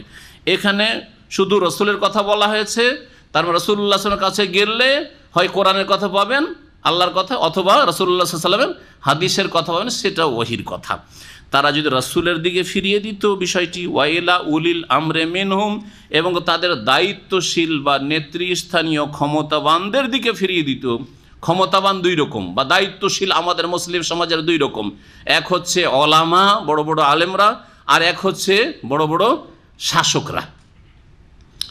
আলেমদের কাছে আপনি যান, আপনি একটি আপত্তিকর বিষয় দেখছেন, আর যেটা মানুষের জনগণের সাথে সম্পর্কিত বিষয়, কোনো একটি পরিবারের বা একজন ব্যক্তির নয়, তাহলে ভালো আলেমের কাছে বিষয়টিকে তুলে ধরেন যে এই রকম কিছু হচ্ছে, সে কোনো সমাধান আছে এগুলোর, আপনারা কি কিছু করতে পারবেন, অথবা আপনারা কি আপনাদের বড় মহলে পৌঁছাতে পারবেন। এটা হচ্ছে তরিকা। আলেমদের কাছে যেতে, উলিল আমরে মিনহুম, তাদের কাছে যেতে হবে, ওলামা উলিল আমর। আর শাসকদের মধ্যে হয়তো সবার কাছে পৌঁছতে পারছেন না, কিন্তু দেখছেন দুই একজন আছে, ইসলাম ভীরু আছে, আল্লাহ ভীরু আছে, আর তারপরে তার সাথে সাক্ষাৎ করা সহজ। হ্যাঁ, যেমন আপনি মন্ত্রীর সাথে দেখা করতে পারবেন না, কিন্তু এমপির সাথে দেখা করতে পারবেন কিনা? সব এমপির সাথে পারবেন না, কিন্তু এমনও ভালো মানুষ হয় তার সাথে দেখা করতে পারবেন কিনা? অথবা আপনার এলাকার লোকের সাথে দেখা করতে পারবেন কিনা? আপনি পারবেন না, কিন্তু আপনার কোনো কেউ মুসলিম সমাজের কোনো একজন মানুষ পারবে কি পারবে না? ওর মাধ্যমে কথাগুলি, সংশোধনমূলক কথাগুলি তাদের কাছে, বড় নেতার কাছে পৌঁছে দেওয়ার চেষ্টা করে। সালাফে সালেহিনের তরিকা শাসকদের ইসলাহ সংশোধনের ক্ষেত্রে আর দেশের সংস্কারের ক্ষেত্রে এইরকমই ছিল। মেম্বারে উঠে উঠে দেশের বিরুদ্ধে বা শাসকের বিরুদ্ধে বক্তব্য করা, এটা সালাফদের তরিকা নয়। না ইমাম আবু হানিফা, শাফি, মালিক, আহমদ কারো থেকে প্রমাণ করতে পারবেন না যে তারা জুমার খুতবায় উঠে যেতেন, আর তারা স্টেজে উঠে যেতেন, ঈদের খুতবায় উঠে যেতেন, আর সরকারের বিরুদ্ধে, তখনও ভোগবিলাসী সরকার ছিল। কি আব্বাসী খলিফারা ভোগবিলাসী ছিল না? তাদের চেয়ে ভোগবিলাসী কি হইতে পারে? তাদের ভোগবিলাসের শেষ ছিল না। হ্যাঁ, মোগল শাসকরা, রাজারা ভোগবিলাসী ছিল না? কিন্তু বাদশাহ আওরঙ্গজেব কখন কোন শাসকের বিরুদ্ধে একবার রাস্তাঘাটে একবার মিছিল করে, অথবা মিছিল না করলেও জুমার খুতবাতে, ঈদের খুতবাতে একবারে বলছেন সোচ্চার হয়ে, এসব কোথায় করেছেন? এগুলি তরিকা সালাফদের তরিকা না। না সাহাবায়ে কেরামের তরিকা, রাসূলুল্লাহ সাল্লাল্লাহু আলাইহি ওয়াসাল্লাম পরে, না তাবেইন, তাবা তাবেইনের তরিকা। বরং যারা রাস্তাঘাটে হইচই করে সেই দলের আদর্শ হচ্ছে উসমান রাদিয়াল্লাহু তাআলার খুনি, বিদ্রোহী, যারা বাগী, তারা হলো তাদের আদর্শ। ঠিক কিনা? বুঝতে পারছেন? আমার যারা ঘটনা জানেন, তার উসমান রাদিয়াল্লাহু তাআলা শহীদ করার জন্য যেই ফাসেক বাগীগুলি এসেছিল, তারা কি আপনাদের আদর্শ? হ্যাঁ, শাসকের বিরুদ্ধে তারা অভিযোগ নিয়ে এসেছিল, কিছু মিথ্যা অভিযোগ নিয়ে এসেছিল, কিছু তিলকে তাল করে নিয়ে এসেছিল, তারা অবশ্যই বাগী, তারা দেশদ্রোহী, তারা ইসলামদ্রোহী, তারা খলিফাদ্রোহী, তারা অরাজকতা সৃষ্টি করেছিল, তারা বড় ফিতনা ফাসাদের দরজা খুলেছিল। কখনো তাদের প্রশংসা কোনো আলেম করবে না যে এরা ভালো কাজ করেছিল, অথচ প্রথম মিছিলকারী আর বিক্ষোভকারী এরাই ছিল। বোঝা গেছে? জি হ্যাঁ। কোরআনী সমাধান শোনেন, বলছেন যে তারা যদি রাসূলের দিকে ফিরিয়ে দিত বিষয়টিকে এবং তাদের দায়িত্বশীলদের দিকে ফিরিয়ে দিত, লা আলিমাহুল্লাযিনা ইয়াস্তামবিতুনাহু মিনহুম, তাহলে অবশ্যই তার জেনে নিতে পারত ওই সব লোকেরা বা ওই সব জ্ঞানীগণীরা যারা তাদের মধ্য থেকে এই বিষয়টিকে ইস্তেমবাত করতে পারে। ইস্তেমবাত মানে কি? ইস্তেমবাত মানে হচ্ছে তথ্য অনুসন্ধানকারী, তথ্য অনুসন্ধানকারী, বা তত্ত্ব বলতে পারেন, তথ্যও বলতে পারেন, তত্ত্ব বলতে পারেন। অনুবাদকরা দুই রকম অর্থ করেছে। তত্ত্ব, কোনো কিছুর তত্ত্ব অনুসন্ধানকারী, জি, যারা গভীরভাবে এই নিয়ে স্টাডি করতে পারে, তারপরে ভালো সমাধান দিতে পারে। ইস্তেমবাত শব্দটি নুন বা তা থেকে নেওয়া হয়েছে, মুশতাক বা মাখুজ। এই নাবাতা মানে কি হয়? নাবাতা তা দিয়ে নয়, নাবাতা যদি নুন বা তা হয় তাহলে ওর মানে হয় উদ্গত হওয়া, গাছপালা যে উদ্গত হচ্ছে বীজ থেকে অঙ্কুর, এটাকে নাবাত বলা হয়। উদ্ভিদকে এই জন্য নাবাত বলা হয়। আর নুন বা ত যেটা নাবাতা, ওর মানে হচ্ছে এমন কূপের পানি, যে কূপ যখন খনন করা হয় প্রথম যে পানিটা বেরোয় সেই পানিটাকে নাবাত বলা হয়। কুয়া খোদাই করেন কি করেন না? হ্যাঁ, যখন কুয়া খুঁড়বেন তখন প্রথম পানি বেরোয় মাটি থেকে, যে প্রথম পানিটা বেরিয়ে আসে, এটাকে নাবাত বলা হয় আরবি ভাষায়। এখান থেকে ইস্তেমবাত শব্দটি নেওয়া হয়েছে, মানে বের করা, সমাধান বের করা। এই বিষয়টিকে চারিদিক থেকে স্টাডি করে সঠিক সমাধান তার থেকে বের করে নিয়ে আসা। এই জন্য ফোকাহে কেরামদের কাছে মাসলা ইস্তেমবাত, এই হাদিস থেকে এই মাসলা ইস্তেমবাত হইল, এই আয়াত থেকে এই মাসলা ইস্তেমবাত হলো, এই শব্দ থেকে নেওয়া হয়েছে। জি, ইস্তেমবাত মানে হচ্ছে ইস্তিখরাজ, বের করা। আর তার আসল শব্দ এবং তার অর্থও বললাম। ওয়ালাউলা ফাদুল্লাহ আলাইকুম ওয়া রাহমাতুহু, আল্লাহ পাকের অনুগ্রহ এবং দয়া যদি তোমাদের উপর না থাকতো, লাত্তাবাতুম শাইতান ইল্লা কালিলা, অল্প কিছু লোক ছাড়া তোমরা সকলে শয়তানের অনুসারী হয়ে যেতে। এই আয়াত সম্পর্কে তাফসীরকাররা কি বলেছেন সে সম্পর্কে, যখন কোনো সংবাদ আসে তখন সাথে সাথে রটিয়ে দিতে হয় না।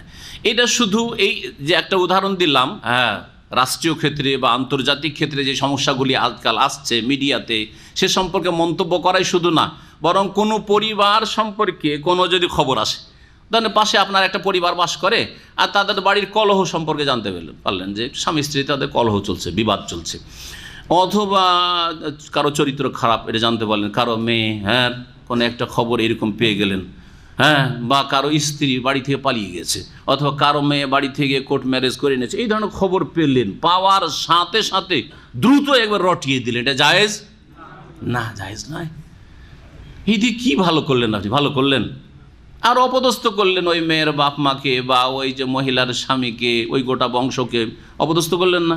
চুপচাপ থাকেন, এটা রটিয়ে লাভটাই বা কি? কিন্তু এই সব কথা বাতাসের আগে রটে আর মানুষ রটাই, শুনেছেন না আমাদের দেশের ভাষা যে খারাপ কথা বাতাসের আগে আগে রটে। জি হ্যাঁ, কারণ মানুষের স্বভাব এটা। আল্লাহ বলছেন আজাউ বিহি, রটাতে থাকবে এরা। নবী করিম সাল্লাল্লাহু আলাইহি ওয়াসাল্লাম কি বলেছেন? আপনি নবীকে মানবেন কি মানবেন না চিন্তা করুন। আপনি বলছেন সহিহ মুসলিমের হাদিস, কাফা বিল মারই কাযিবান আন ইউহাদ্দিসা বিকুল্লি মা সামিয়া, মানুষের মিথ্যুক হওয়ার জন্য এতটাই যথেষ্ট যে যা শুনলো তাই বয়ান করে দিল। যা শুনে, রে অমুকের ছেলে শুনেছি খুব খারাপ, শুনেই বয়ান করে বেড়াচ্ছে, জি অমুকের স্ত্রী খারাপ, এইসব কথা মিথ্যুক, আপনি একজন মিথ্যুক। এইরকমই আরেকটি হাদিস রয়েছে, নবী করিম সাল্লাল্লাহু আলাইহি ওয়াসাল্লাম বলেছেন সহিহ বুখারীতে, মান হাদ্দাসা বিহাদিসিন, কেউ যদি কোনো কথা বয়ান করে, হাদিস মানে রাসূল সাল্লাল্লাহু আলাইহি ওয়াসাল্লাম হাদিস হোক অথবা অন্য কোনো ঘটনায় হোক বয়ান করে, ওয়া হুয়া ইয়ারা আন্নাহু কাযিবুন, আর সে বুঝতে পারছে যে এই কথা সত্য নয়, অথবা সত্য কি মিথ্যা সে যাচাই বাছাই করলো না, তদন্ত করলো না, ফাহুয়া আহাদুল কাযিবাইন, তাহলে দুই মিথ্যাবাদীর এ হচ্ছে এক মিথ্যাবাদী, একজন যে তাকে পৌঁছিয়েছে আর যে তার সঙ্গ দিল আর রটাইলো সেও আর একজন মিথ্যাবাদী। এই ঘটনা বা এই আয়াত কোন ক্ষেত্রে নাজেল হয়েছে এই মর্মে ওমর রাদিয়াল্লাহু তাআলা আনহু থেকে বর্ণিত হাদিসটি শোনাও বলছিলাম, যাতে করে আমরা হাদিস দিয়ে তাফসীর করতে পারি। এই জন্য এই ঘটনাগুলি মাঝে মাঝে আমি বয়ান করছি, যদি এতে সময় আমাদের নিচ্ছে। রাসূলুল্লাহ সাল্লাল্লাহু আলাইহি ওয়াসাল্লাম সম্পর্কে ওমর রাদিয়াল্লাহু তাআলা আনহুর কাছে খবর পৌঁছিল যে তিনি নাকি স্ত্রীদের সকলকে তালাক দিয়ে দিয়েছেন। গুজব রটে গেছে, নবী সাল্লাল্লাহু আলাইহি ওয়াসাল্লাম তালাকানে সব স্ত্রীকে তালাক দিয়ে দিয়েছে রাগ করে। কত বড় গুজব চিন্তা করেন। যদি নবী সাল্লাল্লাহু আলাইহি ওয়াসাল্লামের স্ত্রী সম্পর্কে এরকম গুজব রটে যায় তো আপনার আমার হইতে পারি কি পারে না? আর যেমনই শুনলেন তেমনই বয়ান করে বেড়াচ্ছেন, আরে খবর জানেন, আরে শাইখ এরকম কাজ করেছে, আরে জানা নয়, জিজ্ঞাসা করে নাই, কিচ্ছু না, তদন্ত না, বয়ান করে বেড়াচ্ছেন। মিথ্যুক আপনি, গুনাহগার আপনি। নবী সাল্লাল্লাহু আলাইহি ওয়াসাল্লাম তালাক দিয়েছেন। আন্না রাসূলুল্লাহ সাল্লাল্লাহু আলাইহি ওয়াসাল্লাম ফাজা মিন মানজিলিহি, এক বিবি নবী সাল্লাল্লাহু আলাইহি ওয়াসাল্লামের উমরের মেয়ে হাফসা, পেরেশানি হবে কি হবে না? নবী সাল্লাল্লাহু আলাইহি ওয়াসাল্লাম যদি স্ত্রীকে তালাক দেন, এইটাই তো একটা বড় সমস্যা। তারপরে আবার আমার মেয়ে ঘরে আসে, আমার মেয়েকে তালাক। আর উপরন্তু পেরেশানি এই ছিল যে অন্যান্য স্ত্রীরা তো দেখতে সুন্দরী, আমার মেয়েটা তো এত সুন্দরীও না, তারপরে বিধবা, বয়সও একটু হয়ে গেছিল, আর তাকেও যদি তালাক দিয়ে দেয়, হায় আল্লাহ কি করলাম। কোন রকম করে চেষ্টা করে আবু বকর জামাই করতে পেরেছেন, ওসমান শ্বশুর বানাইতে পেরেছেন নবীকে, আলী শ্বশুর বানাইতে পেরেছেন, আমি তো কিছুই পারলাম না। অনেক চেষ্টার পরে মেয়েটা কোনো রকম দিতে পারলাম রাসূলুল্লাহ সাল্লাল্লাহু আলাইহি ওয়াসাল্লামকে, তাও তালাক হয়ে গেল। পেরেশানি শেষ নেই তার, দৌড় দিয়ে ছুটে এসছেন। আসার পরে ফাজা মিন মানজিলি, বাড়িতে হাত্তা দাখাল মসজিদে আসেন, ফাওয়াজাদান নাস ইয়াকুলুনা যালিকা, আরে মসজিদে লোকেরা বসে আছে, ওরাও বলছে নবী সাল্লাল্লাহু আলাইহি ওয়াসাল্লাম তালাক দিয়ে সব স্ত্রীকে। কিসে থেকে বুঝেছেন? নবী সাল্লাল্লাহু আলাইহি ওয়াসাল্লাম তাদের স্ত্রীদের কক্ষে না গিয়ে ইলা করেছেন, 1 মাসের জন্য শপথ করেছেন যে আমি স্ত্রীদের কাছে 1 মাস যাবই না। ইলা বলা হয় এটাকে, ইলার কথা কোরআনে কারিমে রয়েছে, লিল্লাযিনা ইউলুনা মিন নিসাইহিম তারাব্বুসু আরবাআতি আশহুর, 1 মাস যাব না। আর তারপরে নিচে তলা থেকে ওপরে উঠে গেছেন একা এক ঘরে, আর কাউকে আসতে দেওয়া দেয় না, কোনো স্ত্রী আমার কাছে আসবে না, কেউ দেখা করবে না আমার সাথে। অসন্তুষ্ট হয়ে। কখন করেছিলেন? যখন নবী সাল্লাল্লাহু বিবিরা দেখলেন যে সবাই সুখে খাচ্ছে মোটামুটি, আর আমাদের মাসকে মাস, 1 মাস 2 মাস 3 মাস চলে যাচ্ছে, বাড়িতে চুলা জ্বালাবার ব্যবস্থা নেই, কখন একটা দুটা খেজুর পাচ্ছি পানি, এইরকম করে আর কত কষ্ট করব সারা জীবন। তো নবী সাল্লাল্লাহু আলাইহি ওয়াসাল্লামের কাছে কিছু খরচার জন্য তারা ডিমান্ড করেছেন, দেন আমাদের খরচ। সবাইকে দিচ্ছেন আপনি গনিমতের মাল সম্পদ, সবাইকে আপনি এদিক ওদিক ডানে বামে সব দিচ্ছেন, আর আমরা এত কষ্টে থাকছি, কিছু দেন আমাদেরকে। এতে অসন্তুষ্ট হয়ে রাসূলুল্লাহ সাল্লাল্লাহু আলাইহি ওয়াসাল্লাম 1 মাসের জন্য শপথ করেছিল যে একটু এদেরকে আদব শিখাই। লোকেরা ভেবেছে যে তালাক দিয়ে দিয়েছেন এই বলেই তিনি আলাদা হয়ে গেছেন, তাই না? এইরকম ভেবে রটাইতে শুরু করেছেন। লোকেরাও বললো যে তালাক দিয়ে দিয়েছেন। ফওয়াজাদান নাস ইয়াকুলুনা যালিকা ফালাম ইয়াসবির হাত্তা ইস্তাযান আলা নবী, আর ধৈর্য ধরতে পারলেন না, তাড়াতাড়ি করে নবী সাল্লাল্লাহু আলাইহি ওয়াসাল্লামের গেটে গিয়ে অনুমতি চাইলেন যে ইয়া রাসূলুল্লাহ, আমি ওমর এসেছি, দেখা করব। ফাস্তাফামাহু আতাল্লাকতা নিসাকা, নবী সাল্লাল্লাহু আলাইহি ওয়াসাল্লাম দেখা করে জিজ্ঞেস করলেন ইয়া রাসূলুল্লাহ, আপনি কি আপনার স্ত্রীতে তালাক দিয়ে দিয়েছেন? ফাকাল আল্লাহ, নবী সাল্লাল্লাহু আলাইহি ওয়াসাল্লাম বলছেন না, তালাক তো দিইনি। ফাকুলতু, বলছেন ওমর রাদিয়াল্লাহু আনহু, আল্লাহু আকবার, আরে লোকেরা বলে বেড়াচ্ছে যে নবী তালাক দিয়ে দিয়েছেন, তালাক দিয়ে দিয়েছেন।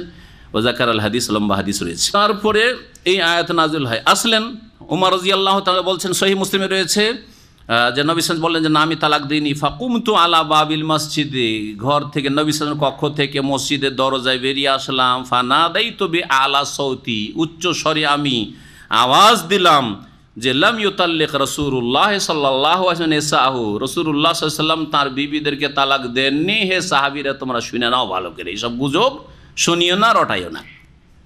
ওয়া নাযালাত হাযিল আয়াত, তখন এই আয়াত নাজেল হইল যে কোনো একটা ভয়ের কথা অথবা নিরাপত্তার কথা, সুখের কথা, দুঃখের কথা শুনলেই যে রটিয়ে দেবেন আজাও বেহি, এই স্বভাবটা ভালো না।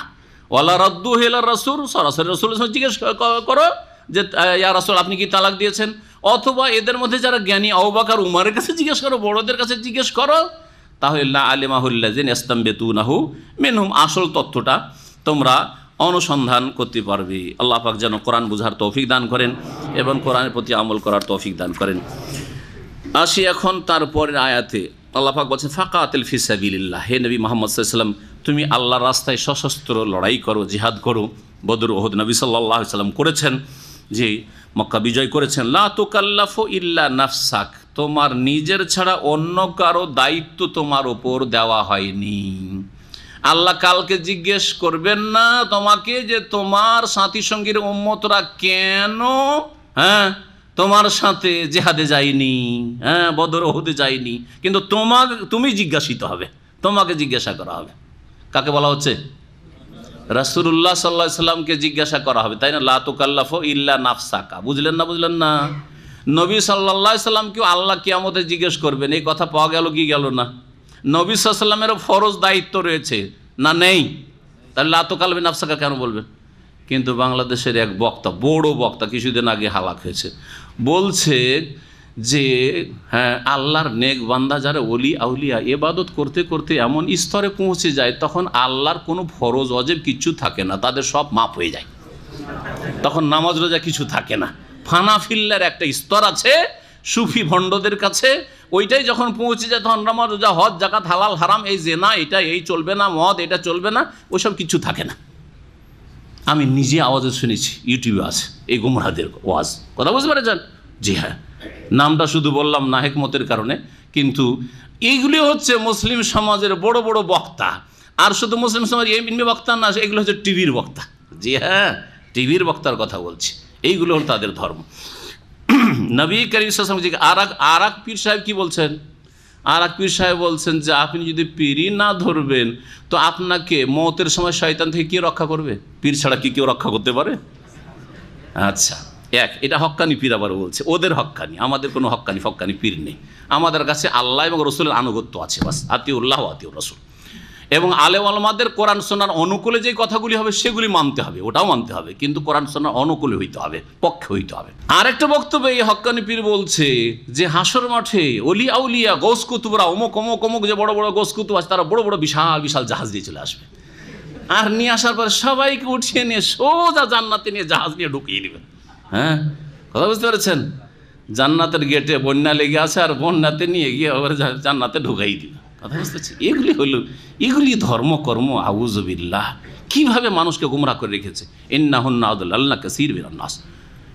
বহু মানুষকে এরা গোমরা করে রেখেছে। সুবহানাল্লাহ। নবী করিম সাল্লাল্লাহু আলাইহি ওয়াসাল্লাম বলছেন, তোমাকে দায়িত্ব দেওয়া হয়েছে তোমার, যে তুমি জিহাদ করছো কি করছো না, তোমাকে জিজ্ঞাসা করা হবে, লা তুকাল্লাফু ইল্লা নাফসাক। আর এরা বলছে যে না না না না, আমরা তো নিয়ে যাব বাকি লোককে জান্নাতে, আমাদের কিসের হিসাব আর নিকাশ। আল্লাহ পাক তারপরে বলছেন, ওয়াহাররিজিল মুমিনা, আর মুমিনদেরকে উদ্বুদ্ধ করো, যারা মুমিন মুসলিম তাদেরকে কি করো, উদ্বুদ্ধ করো।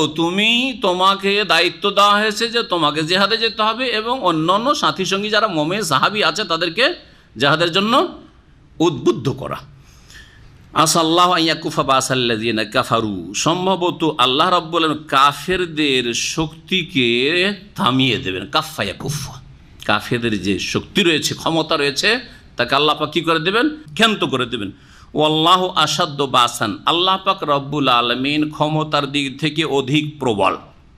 ও আসাদ্দ তানকিলা, আর শাস্তি প্রদানে, তানকিল মানে হচ্ছে শাস্তি দেওয়া, নাকাল আজাবকে বলা হয়, আর তানকিল মানে আজাব শাস্তি দেওয়া। জি, নাকাল মিন আল্লাহ, চোরের হাত কাটা সম্পর্কে আল্লাহ বলছে আল্লাহর পক্ষ থেকে এটা হচ্ছে শাস্তি। জি, ও আসাদ্দ তানকিলা, এবং আল্লাহ পাক রব্বুল আলামিন শাস্তি প্রদানে অধিক শক্তিশালী। মাইয়াশফা শাফাতান হাসানাতান ইয়াকুল্লাহু নাসিবুম মিনহা, এখান থেকে সুপারিশের কথা আল্লাহ পাক বর্ণনা করছেন যে দুনিয়াতে একজন মানুষ আর একজনের জন্য সুপারিশ করতে পারে কি পারে না। সুপারিশটা চলে না আজকাল, চলছে না সুপারিশকে অনেকে আরব দেশে আসার পরে বলে ওয়াস্তা, মাধ্যম। যে মাধ্যম, ওয়াস্তা দিয়ে মেলা কাজ হচ্ছে, যে সরাসরি কাজ হচ্ছে না, কিন্তু যদি মাধ্যম পেয়ে যান, সুপারিশ পেয়ে যান, তো খুব কাজ হচ্ছে। এই সুপারিশ জায়েজ না জায়েজ নয়। আর যে বলে যে জায়েজ বললো পুরাপুরি জায়েজ, ওইটাও ঠিক না। আর যে বললো পুরাপুরি সুপারিশ না জায়েজ, ওটাও ঠিক না। বুঝছেন না? আপনার কফিল আপনাকে এক্সিট লাগিয়ে দিতে চাইছে, আর কেউ হয়তো পরিচিত, আমি পরিচিত, একটু সুপারিশ করলাম যে আল্লাহর হস্তে গরিব মানুষ রাখেন কিছুদিন, আর সে মেনে নিল। জায়েজ না জায়েজ নয়? জায়েজ। কিন্তু আপনি করেছেন চুরি, দাদা বোঝা গেছে, বা একটা কোনো অপরাধ করেছেন, এখানে মদের ব্যবসা বা নারী ব্যবসা করেছেন, আর ধরে নিয়ে গেছে সুরতা পুলিশে, আর ক্যাপ্টেন পরিচিত। আপনি বলেন যে শেখ, এটা আমার আত্মীয় ধরা খেয়েছে এরকম মদ বা নারীর ব্যবসায়, একটু যদি সুপারিশ করে দিতেন তাহলে বেচারা ছুটে যেত, না হলে তাকে এক্সিট লেগে যাবে, গরিব মানুষ। গেলাম সুপারিশ করতে, জায়েজ না জায়েজ? না জায়েজ। এবার বুঝতে পেরেছেন, তাই না? তাহলে সব সুপারিশ জায়েজ নয়, সব সুপারিশ না জায়েজও নয়। কিছু বৈধ সুপারিশ যদি হয় তাহলে জায়েজ, আর অন্যের হক নষ্ট করার জন্য বা অপরাধীর শাস্তিকে ক্ষান্ত করার জন্য দলের লোক, পার্টির লোক, বড় খুনি সন্ত্রাসী রাতের অন্ধকারে বের করে নিয়ে চলে আসে।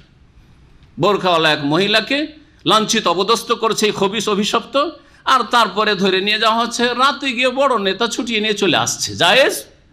হারাম, হারাম। কিয়ামতে এরা আল্লাহ পাকের রব্বুল আলামিন তাদের জন্য কঠোর শাস্তি রেখেছেন।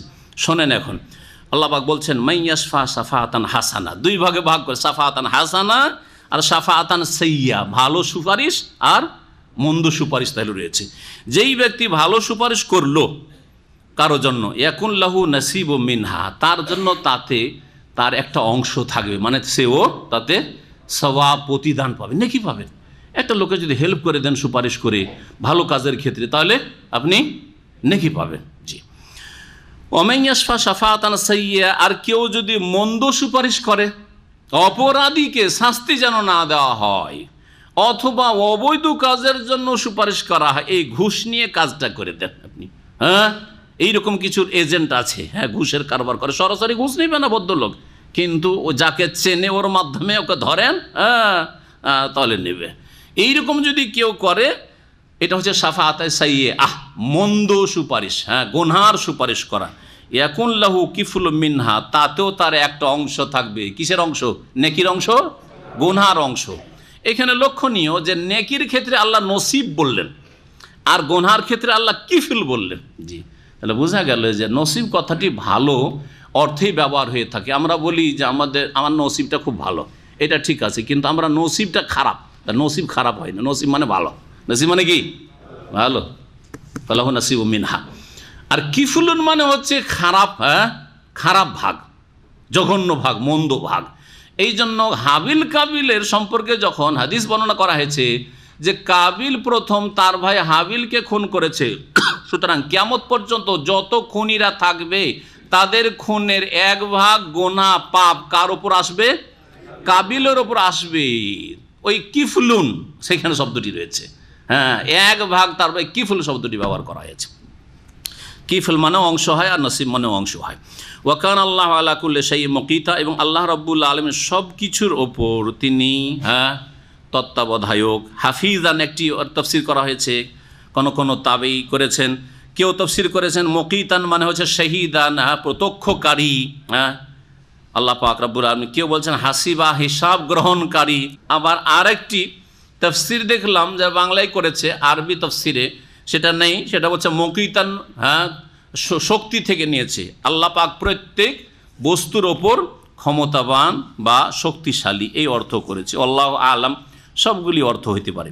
ওয়াইজা হাইয়াতুম বিতাহিয়াতিন ফাহাইয়ু বিআহসানা মিনহা আও রুদ্দুহা ইন্নাল্লাহা কানা আলা কুল্লি শাইইন হাসিবা। আল্লাহ পাক রব্বুল আলামিন এখান থেকে অভিবাদনের আদব বর্ণনা করছেন, সালাম দেওয়ার অথবা সালামের সাথে সাথে সংশ্লিষ্ট হচ্ছে উপঢৌকন, গিফট, উপহার দেওয়ার আদব বর্ণনা করছেন। ওয়াইজা হাইয়াতুম বিতাহিয়াতিন, যখন তোমাদেরকে অভিবাদন করা হয়, যখন তোমাকে সালাম দেওয়া হবে, অভিবাদন করা হবে, ফাহাইয়ু বিআহসানা মিনহা, তখন তুমিও অভিবাদন করো তার চাইতে উৎকৃষ্ট রূপে, তার মতো না, কীরকম, তার চাইতে বেশি উত্তম রূপে। যতটা তোমাকে অভিবাদন ওয়েলকাম করা হলো তার চাইতে ভালো করে তুমি ওয়েলকাম করো। আও রুদ্দুহা, না হলে কমের পক্ষে সমান সমান ফিরিয়ে দাও, সমান সমান উত্তর দাও, এতটা। এই জন্য হাদিসে রয়েছে যে কেউ যদি তোমাকে বলে আসসালামু আলাইকুম ওয়া রাহমাতুল্লাহি ওয়া বারাকাতুহু, তো তুমি বলো ওয়া আলাইকুম আসসালাম ওয়া রাহমাতুল্লাহি ওয়া বারাকাতুহু, সমান সমান, কারণ ওয়া বারাকাতুহু পর্যন্তই সেই হাদিস। আর যদি কেউ বলে আসসালামু আলাইকুম, তাহলে আপনি কি বলবেন? ওয়া আলাইকুম আসসালাম ওয়া রাহমাতুল্লাহ, আর একটু বেশি হলো। আর যদি ওয়া বারাকাতুহু করে দেন আরও ভালো, ওর চাইতে বেশি ভালো করে করলেন। কেউ যদি বলে আসসালামু আলাইকুম ওয়া রাহমাতুল্লাহ, তাহলে কি বলবেন? ওয়ালাইকুম আসসালাম ওয়া রাহমাতুল্লাহি ওয়া বারাকাতুহু। এটা হচ্ছে তাহিয়ার ক্ষেত্রে। এই ইসলামী তাহিয়া ছাড়া কেউ যদি বলে, এই মাসলাও জেনে নেন, কেউ যদি বলে যে শুভ সকাল, শুভ সন্ধ্যা, বুঝেন না বাংলা অভিবাদন, সাবাহাল খের, মাসাল খের। একজন আরবি আপনার আসসালামু আলাইকুম, সাবাহাল খের, মাসাকাল্লাহ বিল খের বলে না বেদুইনরা, আর ওরা বলছে। তো আসসালামু আলাইকুম বলার পরে বলে তাহলে জায়েজ। সালাম না বলে কেউ যদি সাবাহাল খায়ের বলে বা গুড মর্নিং বলে তাহলে জায়েজ নাই। ভালো করে মশলা জানেন, কারণ ইসলামের তাহিয়া বাদ দিয়ে অন ইসলামিক তাহিয়া অভিবাদন করবে, এটা জায়েজ নয়, বিদআত, জি হারাম। কিন্তু যদি অতিরিক্ত করে যে আমি সালামও দিলাম, তার সাথে সাথে বললাম good morning, good evening, good নুন, আফটারনুন করে, তাহলে জায়েজ হবে কি না? আসসালামু আলাইকুম, গুড মর্নিং করেন মুসলিম হইলে, অমুসলিম হইলে বলবে আসসালামু আলাইকুম, জায়েজ না? জায়েজ নাই। নবী সাল্লাল্লাহু আলাইহি ওয়াসাল্লাম লা তাবদাউল ইয়াহুদা ওয়ান নাসারা বিসসালাম, সহিহ বুখারী হাদিস। তোমরা ইহুদি খ্রিস্টান কোনো কাফেরকে সালাম শুরু করিও না, সালাম দিও না, সালাম দেবে না। তুমি সালাম যদি দেই তাহলে কি করবেন? অনেক অমুসলিম আরব দেশগুলিতে মুসলিম দেশে আসার পরে কি করে, বা যেখানে মুসলিম জনসংখ্যা বেশি, বা আপনার সাথে হয়তো খাতির টাতির আছে, সালাম দিয়ে দেয়, রসিকতা করে নয়। উপহাস করে দিলে তো তার নিয়ত খারাপ, উপহাস না, ভালোভাবেই দেয়, সালাম আলাইকুম বলে দিচ্ছে। অনেকে মুসলিম সমাজে এমনভাবে মিশে দিয়ে যেতে চায় যাতে আপনি টের না পান যে অমুসলিম, এইরকমও বাস করতে চায়, খুব চালাক চতুর। তো সালাম আলাইকুম, ওয়ালাইকুম আসসালাম বছরকে বছর বলছে, আপনি ভাবছেন হয়তো মুসলিম। যদি এইরকম কেউ সালাম দেয় তো উত্তর দেওয়া যাবে কি না? উত্তর দেওয়া যাবে কি বলে? ওয়ালাইকুম, একমত, মাশাআল্লাহ। তাহলে আপনারা এজমা করছেন এর উপর, কিন্তু ওলামাদের এজমা নেই, এর উপর ইখতিলাফ আছে। একদল ওলামা বলছেন যে যদি অমুসলিম সালাম দেয় তাহলে কি বলবেন? ওয়া আলাইকুম শুধু বলবেন, বা ওয়া আলাইকা, তোমার ওপরে, বাস এতটুকু, আর সালাম টালাম শব্দ বাড়াবেন না। আর একদল ওলামা বলছেন যে না, যখন সে আন্তরিকতার সাথে সালাম দিয়েছে, আপনার জন্য শান্তি কামনা করেছে, আপনিও বলবেন ওয়া আলাইকুম আসসালাম, জবাবে বলবেন, কিন্তু প্রথমে বলতে পারবেন না। আগে মাসলা বলে দিলাম, আগেই সালাম অমুসলিমকে দিতে পারবেন না, কিন্তু আগে যদি সে সালাম দেয় তাহলে উত্তরে ওয়া আলাইকুম আসসালাম বলতে পারবেন। সালাম মানে জান্নাতের শান্তি নয়, ইসলাম কবুল করার শান্তি। ইসলাম হচ্ছে শান্তি। ওয়ালাইকুম আসসালাম মানে তার হেদায়েতের শান্তি। ওয়ালাইকুম আসসালাম মানে দিন ইসলামে চলে আসার শান্তি, সৎ ব্যক্তি হয়ে যাওয়ার শান্তি, শিরক মুক্ত তৌহিদবাদী হয়ে যাওয়ার শান্তি, সন্ন নবীর অনুসারী হয়ে যাওয়ার শান্তি। এই শান্তির মাধ্যমে চিরকালের শান্তি, জান্নাতের শান্তি পাবে। এই নিয়তে আপনি ওয়ালাইকুম আসসালাম বলবেন। তাদের দলিল কি? তাদের দলিল এই আয়াতটি তারা বলছেন। আল্লাহ কিন্তু এই কথা বলেন যে মুসলিমদেরকে শুধু, যারা বলছেন যে ওয়ালাইকাতে থেমে যেমন অমুসলিমদের ক্ষেত্রে, তারা বলছে এই আয়াত শুধু মুসলিমদের ক্ষেত্রে, কিন্তু অন্যরা বলছেন না এটা আয়াত মুসলিমদের ক্ষেত্রে না, মুসলিম অমুসলিম সকলে শামিল। হ্যাঁ, যে কেউ তোমাদেরকে যদি অভিবাদন করে, হ্যাঁ, সংবর্ধনা জানায়, সালাম দেয়, তাহলে কি করতে হবে? ওই যা হইয়েই তুমি তাহিয়াত ফাহাইয়ু বে আহসান, ওর চাইতে ভালো করে দাও, না হলে কমপক্ষে অতটা তাকে ফিরিয়ে দাও, অতটা। ওয়ালাইকা শুরু বললেন, একজন অমুসলিম করলেন ওয়ালাইকুম, তাহলে আপনি অতটাও তো ফিরিয়ে দিলেন না। ও বলেছিল আসসালামু আলাইকুম, আপনি বল ওয়ালাইকুম, তাহলে অতটা তো ফিরেলেন না। আয়াতের আমল হইল? আয়াতের আমল হইল না। যুক্তি তাদের বলছি, দলিল বলছি। সুতরাং তারা বলছেন জবাবে ওয়ালাইকুম আসসালাম বলতে পারবেন, আর তার হেদায়েত নিয়ত করবেন যে আমি এই সালাম থেকে জান্নাত চাইছি না, তার জন্য দুনিয়া আখেরাতের সার্বিক শান্তি চাইছি না, চাইছি আল্লাহ ওকে হেদায়েত করুক, আর হেদায়েত নসিব হয়ে গিয়ে দুনিয়া আখেরাতে আল্লাহ ওকে শান্তি দান করুক। এই বলছেন তারা। যারা বলছেন শুধু ওয়ালাইকুম, তাদের দলিল কি? তাদের দলিলটা সহিহ বুখারী মুসলিমে হাদিস রয়েছে, আব্দুল্লাহ বিন ওমর রাদিয়াল্লাহু তাআলা আনহুমা থেকে বর্ণিত, বলছেন আন্না রাসূলুল্লাহ সাল্লাল্লাহু আলাইহি ওয়াসাল্লাম কাল, রাসূলুল্লাহ সাল্লাল্লাহু আলাইহি ওয়াসাল্লাম বলেন, ইজা সাল্লামা আলাইকুম, ইয়াহুদিরা যখন তোমাদেরকে সালাম দেবে, ফাইন্নামা ইয়াকুলু আহাদুহুম, ইয়াহুদিরা সাধারণত বলে থাকে, নবী সাল্লাল্লাহু আলাইহি ওয়াসাল্লাম জামানার ইয়াহুদিরা এত বদ প্রকৃতি ছিল, মদিনার ইয়াহুদিরা এত বিদ্বেষী ছিল নবী সাল্লাল্লাহু আলাইহি ওয়াসাল্লামের সাহাবায়ে মুসলিমদের, যে তারা কি বলতো, সালামের নামে তারা বদ্দ অভিশাপ দিত। তাদের যে কেউ বলে আসসালামু আলাইকুম, কি বলে? আসসালামু, সাম মানে হচ্ছে মৌত, সম মানে হচ্ছে মৃত্যু, আসসালামু আলাইকুম মানে আপনাদের মৃত্যু হোক। আসসালামু আলাইকুম। মুসলিম সমাজে আজকাল জাহেল কিছু আছে, আসসালামু আলাইকুম আছে না দেশে, লামকে সাইলেন্ট করে দিল, দিয়ে কি বলে সালাম আলাইকুম। সালাম আলাইকুম মানে কি? তোমাদের মৌত হোক। ওকে বলেন যে ওয়ালাইকুম, তুমি যেটা চাইলে ওইটা তোমার জন্য। বোঝা গেছে? মুসলিম জাহেলকে হয় শিখিয়ে দেন, না হবে বলে ওয়ালাইকুম, কারণ তুমি সালাম আলাইকুম বলেছ। আমাদের জাহেল সমাজে গ্রামে গঞ্জে ছোটো থেকে এই সালাম শুনি, সালাম আলাইকুম, বলছে কি বলছে? সালাম আলাইকুম না, লাম না, সালাম আলাইকুম। জি না, এইরকম কখনো না। যদি এইরকম কেউ বলে তাকে শিখিয়ে দেবেন, বদ্ধ করতে বলছে না মুসলিমের জন্য, কিন্তু তাকে শিখিয়ে দেবেন, আর না শিখে যদি, তাহলে তখন এইটাই হবে। তো তারা কি বলতো, আসসালামু আলাইক, হে নবী আপনার মৃত্যু হোক, আপনার মৌত হোক, পতন হোক। যখন তোমাদেরকে এরকম বলবে, ফাকুল বলো ওয়া আলাইকা বা ওয়া আলাইকুম, তোমাদেরও হোক। তখন আমাদের চাইলে তো তোমাদেরও ওইটাই হোক, ওয়া আলাইকুম। নবী সাল্লাল্লাহু আলাইহি ওয়াসাল্লাম কি বলেছেন? তোমাদেরকে যখন কেউ সালাম দেবে, আর কি বলবে? সালাম তারা বলে না। হাদিসটা বাহ্যিক তাদের দলিল যে ইহুদি যখন তোমাকে সালাম দিচ্ছে তখন কি বলো? কি বলো? ওয়ালাইকা বলো, মানে ওয়ালাইকুম বলো, ঠিক না? এক বচন অথবা বহু বচন যাই বলেন না কেন। কিন্তু হাদিসে কি সালাম আলাইকুম শব্দটি আছে না আসসালামু আলাইকুম আছে? ইহুদিরা বদনিয়ত নিয়ে তারা বলে আসসালামু আলাইকুম, তোমাদের ধ্বংস হোক, তোমাদের পতন হোক, মত হোক। সুতরাং এর উত্তরে তোমরা বলবে ওয়ালাইকুম তোমাদেরও হোক। তাহলে পুরোপুরি এটা দলিল নয় যে ওয়ালাইকুম বলবেন।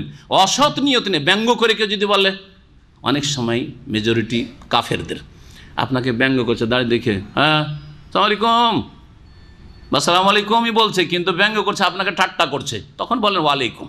মানে তুমি যে ঠাট্টার নিয়ত বলে আমি ওইটাই করলাম তোমাকে, তুমিও পাও সেটি। হ্যাঁ জি, এর বদলা যেন তুমি পাও।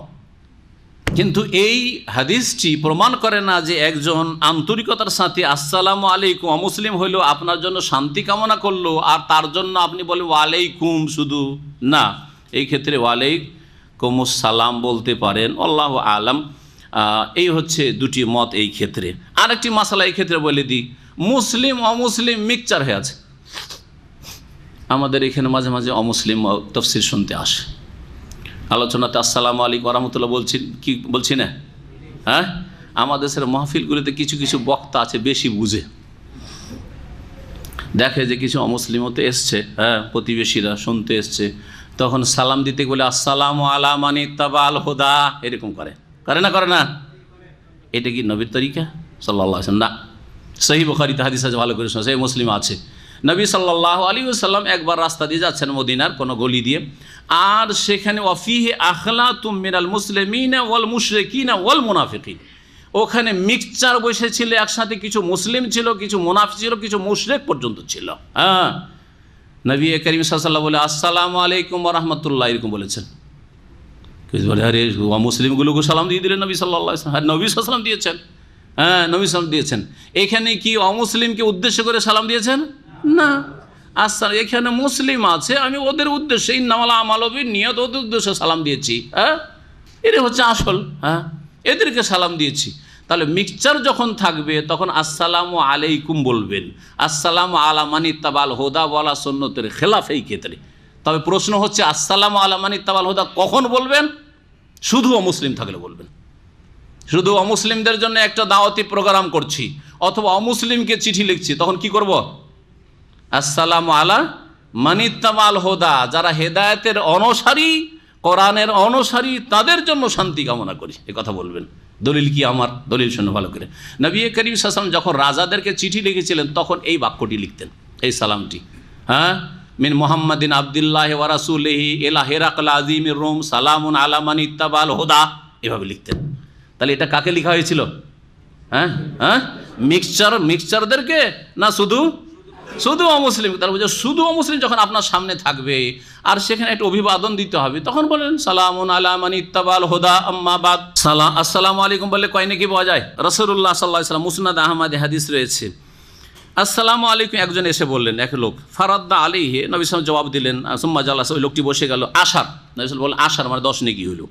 সুম্মা জা আখার, দ্বিতীয় ব্যক্তি আসলো, ফাকাল আসসালামু আলাইকুম ওয়া রাহমাতুল্লাহ ইয়া রাসূলুল্লাহ, আসসালামু আলাইকুম ওয়া রাহমাতুল্লাহ, দুটো বাক্য বললেন এই সাহাবী।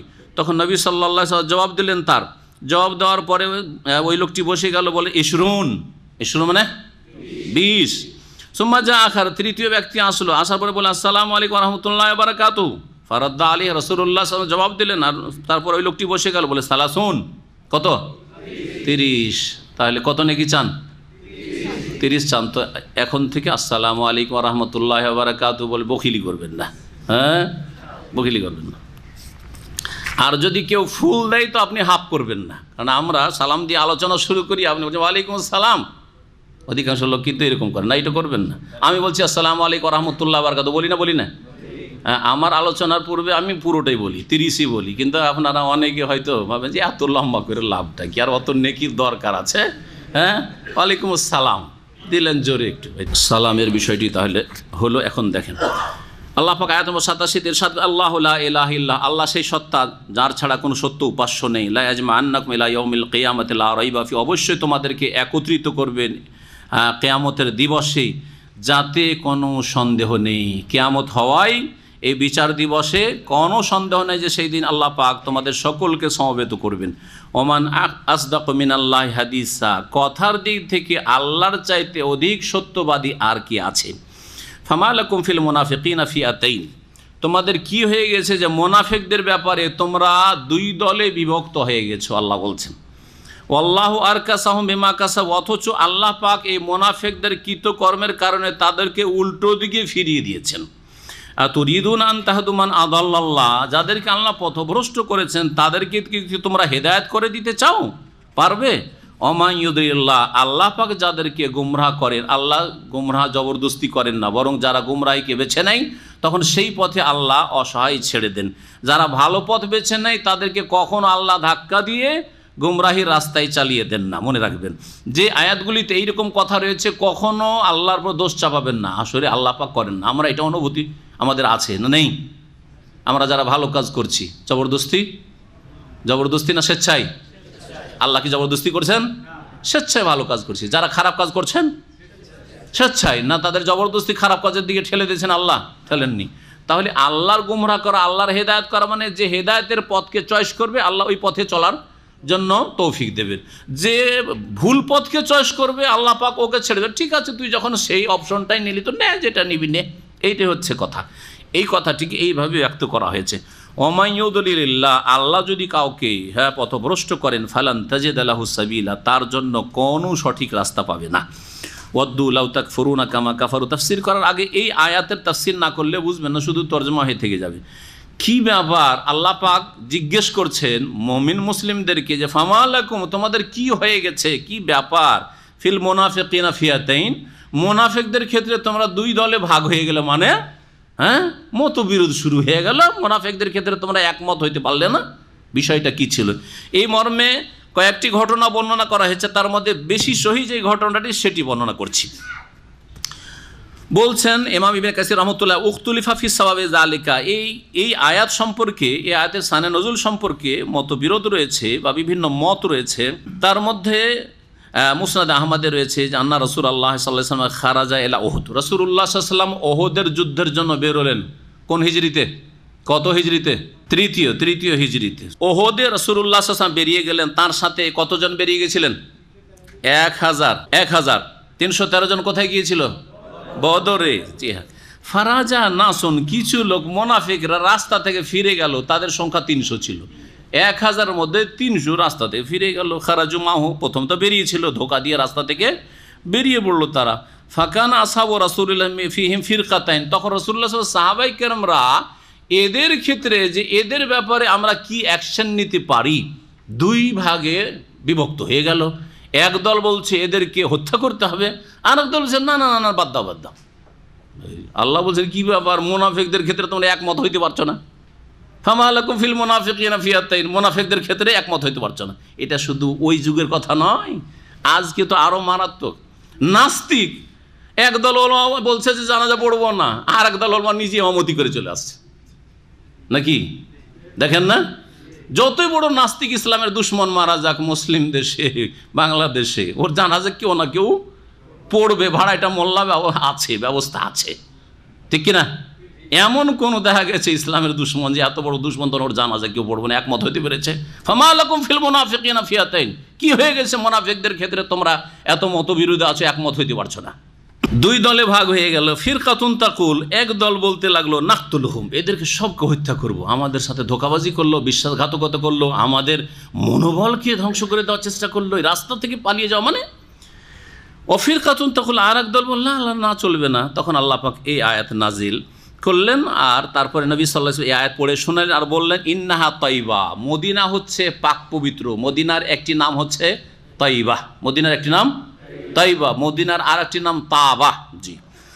ওয়া ইন্নাহা তানফিল খাবাসার, মদিনা নোংরাদেরকে দূর করে দিবে, যারা নিকৃষ্ট নোংরা খবিস তাদেরকে দূরে সরিয়ে দেবে, তাড়িয়ে দেবে। কামা ইয়ানফিল কিরো খাবাসাল হাদিদ, যেমন হাফরে লোহা, মরিচা যুক্ত লোহা জ্বালালে কি করে, মরিচাকে হাফরের আগুন কি করে দেয়, দূর করে দেয়। ওই রকমই মদিনা, ওই রকমই মদিনা ভালো মানুষকে রাখবে আর মুনাফিকদেরকে মদিনা তাড়িয়ে দেবে, এখানে বসবাসের তৌফিক দেবে না। অনেক লোক আছে বেদিন যারা মক্কা মদিনায় বাস করতে চাই না, মক্কা মদিনা ছেড়ে দূরে বাস হয়, এইখানে থাকবো, এখানে থাকলে বেশি বাধা ধরা, এতে থাকতে হবে, একটু ফ্রি হয়ে থাকবো, চলে যা পশ্চিমা দেশে থাকবো, পশ্চিমা দেশে থাকবো।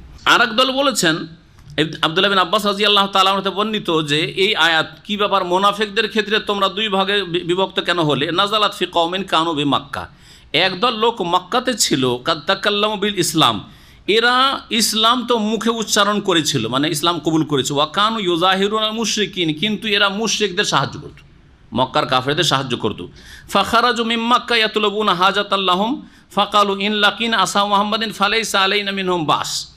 তারপরে তারা বলল যে নবী সাল্লাল্লাহু আলাইহি ওয়াসাল্লামের সাহাবীরা যদি আমাদেরকে পায় তো অসুবিধা নেই, কারণ আমরা তো মুসলমান হয়েছি, মুখে তো ইসলাম কবুল করেছি, সুতরাং আমাদের ওরা ক্ষয়ক্ষতি করবে না আর আমাদের বিরুদ্ধে জিহাদ করবে না।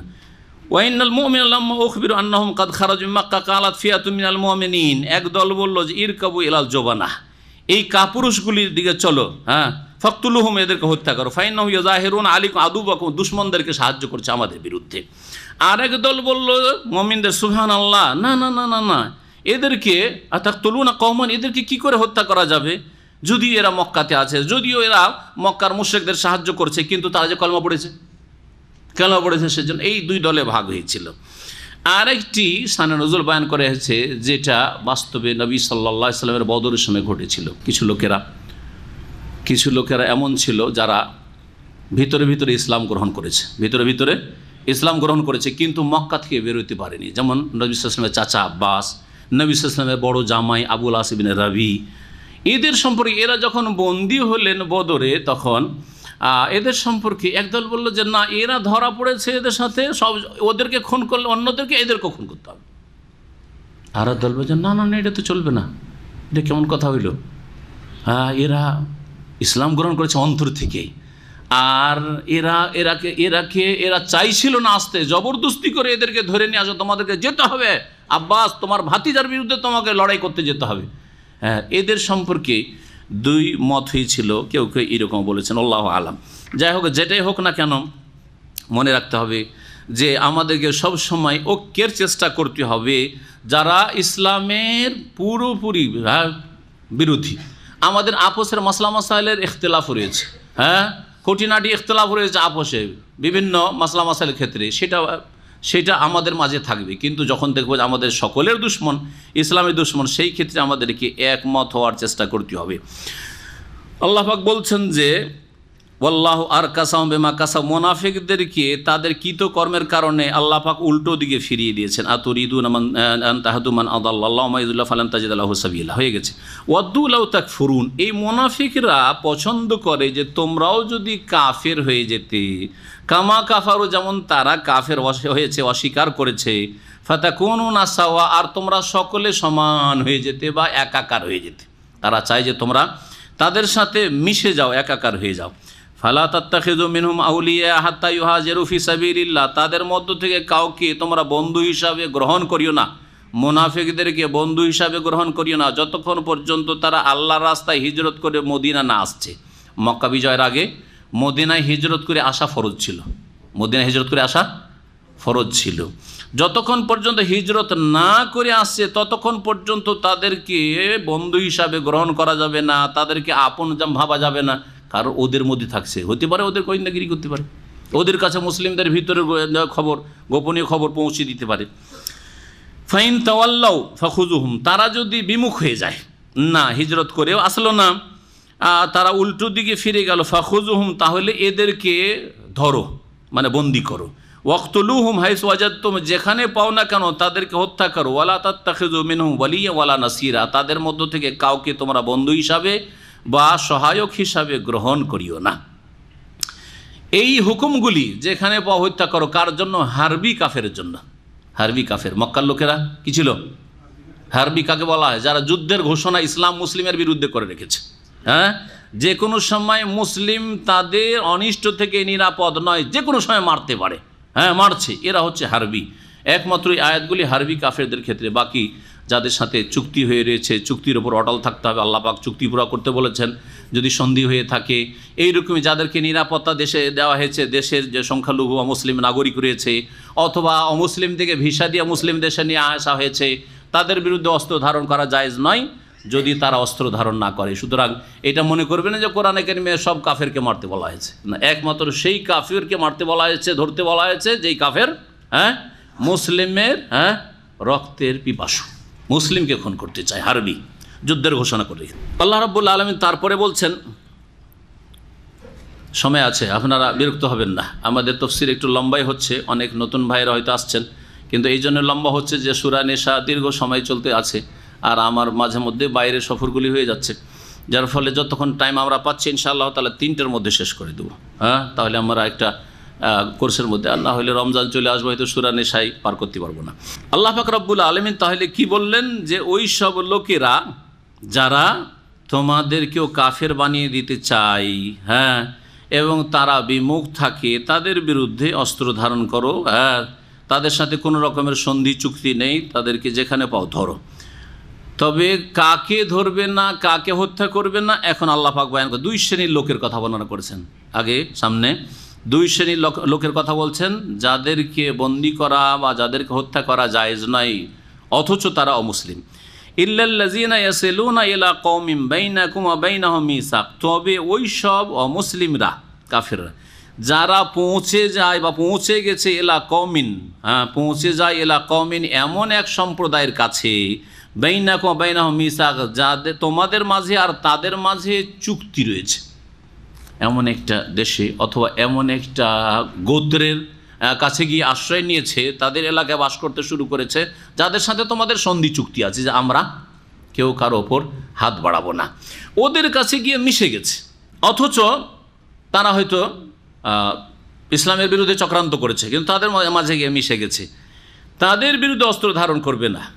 আউজাউকুম, এটা হচ্ছে এক শ্রেণীর লোক। আর এক শ্রেণীর লোক হচ্ছে আউজাউকুম হাসিরাত সুদুরহুম, অথবা তোমাদের কাছে এমন অবস্থায় লড়াইয়ের জন্য মুখামুখি হয়েছে, সামনে এসছে, হাসিরাত সুদুরহুম, যে তাদের অন্তর এই লড়াইয়ের ক্ষেত্রে সংকুচিত, অর্থাৎ মন চাই না যে মুসলিমদের বিরুদ্ধে লড়াই করব, কিন্তু তাদেরকে বাধ্য করে নিয়ে আসা হয়েছে।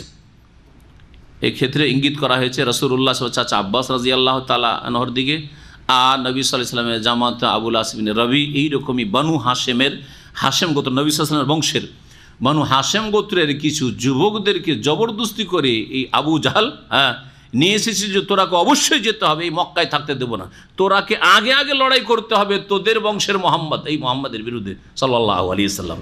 কিন্তু এরা এসে কাফেরদের তাঁবুতে ছিল, অস্ত্র ধারণ করেনি, তারা মাঠেও নামেনি লড়াই করতে, জান বাঁচাবার জন্য তারা এসে নিরুপায় হয়ে এখানে হাজির হয়েছিল। আর যেমনই একটু পরাজয় কাফেরদের দেখেছে, আব্বাস রাদিয়াল্লাহু তাআলা নবী সাল্লাল্লাহু আলাইহি ওয়াসাল্লাম জামাই এরা নিজে থেকেই ধরা দিয়ে দিয়েছে, অস্ত্র না ধরে নিজে থেকেই বন্দী হয়ে গেছেন যে আমরা ধরা দিয়ে দিই, এইরকম করেছিলেন। নবী করিম সাল্লাল্লাহু আলাইহি ওয়াসাল্লাম বললেন যে আব্বাস আমার চাচাকে হত্যা করবে না, আবুল আসকে হত্যা করবে না, এদের অন্তরে ঈমান, এরা ভিতরে ভিতরে অনেকের মতে এরা ভিতরে ভিতরে ইসলাম কবুল করে নিয়েছিল, কিন্তু তারা প্রকাশ করতে পারে, কারণ তাদের ধন সম্পদ ওখানে ছিল, সব কিছু ছেড়ে মুক্ত হয়ে আসতেও পারেনি, এইরকম অবস্থায় ছিল। নবী সাল্লাল্লাহু আলাইহি ওয়াসাল্লাম বললেন যে আমার চাচাকে এদেরকে মসজিদের খুঁটির সাথে বেঁধে দাও, রাত্রে খুব কষ্ট হচ্ছে, আব্বাস রাদিয়াল্লাহু তাআলা আনহুর আওয়াজ আসছে, কষ্ট ফিল করছেন তিনি, বললেন যে দেখো তো কী ব্যাপার, কী আওয়াজ আসছে, বলছে যে আপনার চাচা খুব কষ্ট পাচ্ছে যেন, বলছে একটু রশিটা একটু ঢিলা করে দাও যাতে করে একটু আরাম পায়। নবী করিম সাল্লাল্লাহু আলাইহি ওয়াসাল্লাম তাদের থেকে এবং সকলের কাছ থেকে মুক্তিপণ নিয়ে তাদের কাউকে হত্যা করে, বন্দি 70 জন যে বন্দি করে নিয়ে আসা হয়েছিল বদরের যুদ্ধে, সবগুলিকে কি করেছিলেন, মুক্তিপণ নিয়ে ছেড়ে দিয়েছেন, ফিদিয়া নিয়ে ছেড়ে দিয়েছিলেন সাল্লাল্লাহু আলাইহি ওয়াসাল্লাম। এরা হচ্ছে ওই শ্রেণীর লোক। আউজাউকুম হাসিরাত সুদুরহুম আন ইউকাতিলুহুম, তাদের অন্তর সংকুচিত অবস্থায় এসেছে কি ব্যাপারে, আন ইউকাতিলুকুম, তোমাদের বিরুদ্ধে যুদ্ধ করার ক্ষেত্রে, তোমাদের সাথে লড়াই করতে চায় না, মন চায় না তাদের। আও ইউকাতিলু কওমহুম, আর তার সাথে সাথে নিজের সম্প্রদায় কাফেরদের বিরুদ্ধে লড়াই করতে চায় না, এদিকেও না ওদিকেও না, মাঝামাঝি। ওরা এইরকম, ওরা মক্কার কাফেরদের বিরুদ্ধে লড়াই করতে চায় না, আর রাসূলুল্লাহ সাহাবায়ে কেরামদের বিরুদ্ধে লড়াই করতে চায় না। এইরকম যদি লোক হয় তাদেরকেও, তাদের ওপর হস্তক্ষেপ করিও না, আর তাদেরকে হত্যা করিও না। আল্লাহ পাক বলছেন ওয়ালাউ শা আল্লাহু লাসাল্লাতাহুম আলাইকুম, আল্লাহ পাক চাইলে ওদেরকে তোমাদের ওপর আধিপত্য দান করতেন। অন্তরের মালিক কে? আল্লাহ। এইরকম যারা নিরপেক্ষ, এইদিকেও না, আমরা দেখো মক্কার কাফেরদের পক্ষ থেকে লড়বো না, আর মুহাম্মদ সাল্লাল্লাহু আলাইহি ওয়াসাল্লাম সাহাবী মদিনাবাসীদের পক্ষ থেকে আমরা লড়াই করতে পারবো না, কোনো দিকে আমরা যেতে পারবো না, আমরা এইদিকেও না ওইদিকেও না। আল্লাহ যদি এদের অন্তরে চাইতেন যে এ কথা ঢেলে দেব যে তোমরা কাফেরদের পক্ষ নিয়ে নাও, কারণ মেজরিটি তারা, আর মুসলিমদের বিরুদ্ধে লড়াই করতে শুরু করতো, তো সম্ভব ছিল কি ছিল না? ছিল। কিন্তু আল্লাহ পাক তাদের অন্তরে এই কথা দেননি। এই কথা আল্লাহ বলছেন আল্লাহ যদি চাইতেন সৃষ্টিগতভাবে, তাহলে তোমাদের ওপর এই সব নিরপেক্ষ লোকদেরকে আধিপত্য দান করে দিতেন, আর তারাও ওদের হয়ে আবু জাহালের সঙ্গী হয়ে লড়াই করতে শুরু করতো, কিন্তু তারা তো করেনি এই কাজ। যখন এতটা করেছে, নিরপেক্ষ থেকেছে, তাহলে তাদেরকে এক লাঠি দিয়ে সবকে তাড়ায় না। যারা লড়াই করছে তোমাদের বিরুদ্ধে তাদেরকেও মারবে, আর যারা লড়াই করে নিরপেক্ষ তাদেরকেও মারবে, এটা সুবিচার হবে না।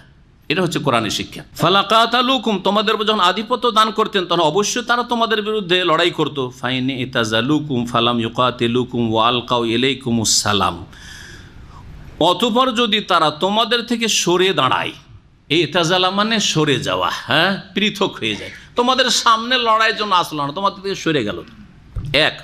তিনটি কথা আল্লাহ বলেছেন। ফালাম ইউকাতিলুকুম, তোমাদের বিরুদ্ধে তারা লড়াই করলো না, দূরে সরে গেল, তোমাদের বিরুদ্ধে মুসলিমদের বিরুদ্ধে লড়াই করলো না। 3 নম্বর হচ্ছে ওয়ালকাউ ইলাইকুমুস সালাম, আর তোমাদের সামনে তারা আত্মসমর্পণ করলো বা নিরাপত্তা কামনা করলো। নিরাপত্তা প্রার্থনা করলো, অর্থাৎ তারা সন্ধি, সালাম মানে হচ্ছে সন্ধি করতে চাইল। দেখো আমরা তোমাদের ক্ষতি করো না, তোমরা আমাদের ক্ষতি করিও না, সন্ধি করতে চাইল, মিলেমিশে থাকতে চাই। ফামা জাআলাল্লাহু লাকুম আলাইহিম সাবিলা, এই শ্রেণীর লোকদের ওপর তোমাদের কোনো রাস্তা রাখেননি তাদের বিরুদ্ধে অস্ত্র ধারণের, মানে তাদেরকে হত্যা করতে পারবে না। আল্লাহ পাক এই কথা বললেন। এই আয়াতের তাফসীর একটু শোনাই আপনাদেরকে, আল্লামা ইবনে কাসির রাহমাতুল্লাহ আলাইহির তাফসীর থেকে। তিনি বলছেন সুম্মা ইস্তাসনা আল্লাহু মিন হাউলাই, আল্লাহ পাক প্রথম বর্ণনা করে দিলেন যে যারা হারবি যুদ্ধের ঘোষণা করেছে ইসলাম মুসলিমদের বিরুদ্ধে, তাদের বিরুদ্ধে লড়াই করবে, যেখানে পাও তাদেরকে হত্যা করো। তারপরে বলছেন ইল্লাল্লাযিনা ইয়াসিলুনা ইলা কওমি বাইনাহুম মিসাক, এই যে আয়াতটি, আয়াত নম্বর কত? 90, তাই না? আয়াত নম্বর 90। আল্লাহ বলছেন এই ক্ষেত্রে যে বলছেন যে কার বিরুদ্ধে লড়াই করবেন, কার বিরুদ্ধে লড়াই করবেন না, আল্লাহ এই শিক্ষা দিচ্ছেন। একদল হচ্ছে কারা? ইল্লাল্লাযিনা লাজাউ ওয়া তাহাইয়াজু ইলা কওমি বাইনাকুম ওয়া বাইনাহুম মুহাদানা, এমন সম্প্রদায়ের কাছে গিয়ে আশ্রয় নিল যেই সম্প্রদায়ের সাথে তোমাদের সন্ধি চুক্তি হয়ে আছে, যে কেউ কারো বিরুদ্ধে লড়াই করবে না। ফাজআলু হুকমাকুম কা হুকমিহিম, তাদের হুকুমটা এদেরই হুকুম, মানে যেহেতু সন্ধি হয়ে আছে সম্প্রদায়ের, তাদের বিরুদ্ধে যেহেতু অস্ত্র ধরা যাবে না, ওদের কাছে গিয়ে আশ্রয় নিয়েছে, সুতরাং এদের বিরুদ্ধে অস্ত্র ধরে, ওদের দলই যেন শামিল তারা। এক, হুদাইবিয়ার সন্ধির সময় এইরকমই বিভিন্ন গোত্রের সাথে রাসূলুল্লাহ সাল্লাল্লাহু আলাইহি ওয়াসাল্লাম সন্ধি করে নিয়েছিলেন। যে গোত্র চেয়েছিল মুসলিমদের সাথে সন্ধি করেছিল, যেই গোত্র চেয়েছিল মক্কার কাফেরদের সাথে সন্ধি করেছিল, এই কাজটা করেছিলেন। দ্বিতীয় দলের কথা আল্লাহ বলছে যাদের বিরুদ্ধে অস্ত্র ধরা যাবে না, আও জাউকুম হাসরাত সুদুরহুম, বলছেন হাওলাই কওমুন আখারুন, আর একটা দল রয়েছে মিনাল মুস্তাসনিনা আনিল আমরি বিকিতাল, যাদের বিরুদ্ধে যুদ্ধ করা যাবে না, এরা ব্যতিক্রম। ওহমুল্লাযিনা ইয়াজিউনা ইলাল মাসাফি, যাদেরকে রণক্ষেত্রে হয়তো নিয়ে এসে দাঁড় করে দেওয়া হয়েছে। ওহম হাসারাতুন সুদুরহুম, কিন্তু তাদের অন্তর সংকুচিত, মন চাই না মোটেই যে অস্ত্র ধরো মুসলিমদের বিরুদ্ধে। মুবগিযিনা ইউকাতিলু, তোমাদের বিরুদ্ধে যুদ্ধ করতে মোটেই চাই না। হ্যাঁ, এদের সম্পর্কে আল্লাহ পাক বলছেন যে আল্লাহ চাইলে তো তোমাদের বিরুদ্ধে লড়াই করতেন, যখন করেনি তারা নিরপেক্ষ থেকেছে। সুতরাং ওয়াহাউলাই কাল জামাতিল্লাযিনা খারাজু ইয়াওমা বদর মিন বনি হাশিম, এরা ওই দলের মতো বা ওই দল যারা বদর দিন হাশেম গোত্রের নবী সাল্লাল্লাহু আলাইহি ওয়াসাল্লাম বংশের লোকেরা এসেছিল মুশরিকদের সাথে, ফাহাদারুল কেতালা, রণক্ষেত্রে বদরে হাজির হয়েছিল। ওহম কারেহুনা, কিন্তু এই যুদ্ধ পুরোপুরি তারা ঘৃণা করছিল, বর্জন করছিল। যেমন কাল আব্বাস ও নাহবি, আব্বাস রাদিয়াল্লাহু রাসূলের চাচা সাল্লাল্লাহু আলাইহি ওয়াসাল্লাম এবং অন্য আরও সাথী সঙ্গীরা তার। নবী করিম সাল্লাল্লাহু আলাইহি ওয়াসাল্লাম সেই দিন নাহান নবী সাল্লাল্লাহু আলাইহি ওয়াসাল্লাম ইয়াউমাইযিন আন কাতলিল আব্বাসি ওয়া আমারা বিআসরিহি, নবী সাল্লাল্লাহু আলাইহি ওয়াসাল্লাম বললেন যে আব্বাসকে এখানে হত্যা করিও না, বরং একে বন্দি করে মদিনা নিয়ে চলো। জি, আর একটা দলের কথা এখন বর্ণনা করছেন আয়াত নম্বর 91। আল্লাহ বলছেন সাতাজিদুনা আখারিনা, আরও কিছু লোককে পাবে, শীঘ্রই তোমরা এমন একটি দলকে পাবে, আখারিনা, অন্য আরও কিছু লোককে পাবে, ইউরিদুনা আইয়ামানুকুম, এরা কিন্তু মুনাফিক, এরা মুনাফিক। কীরকম? এরা তোমাদের কাছে নিরাপত্তা নিতে চায়, মুসলিমদের কাছে এসে মুসলিম হয়ে যায় যাতে করে নিরাপত্তা পেয়ে যায়। ওয়ায়ামানু কওমহুম, এবং তারা নিরাপত্তা নিতে চায় তাদের সম্প্রদায় কাফেরদের কাছে, ওদের কাছে যায়, ওদের মতো কথা বলে যে আছি, তোমাদের সাথে আছি।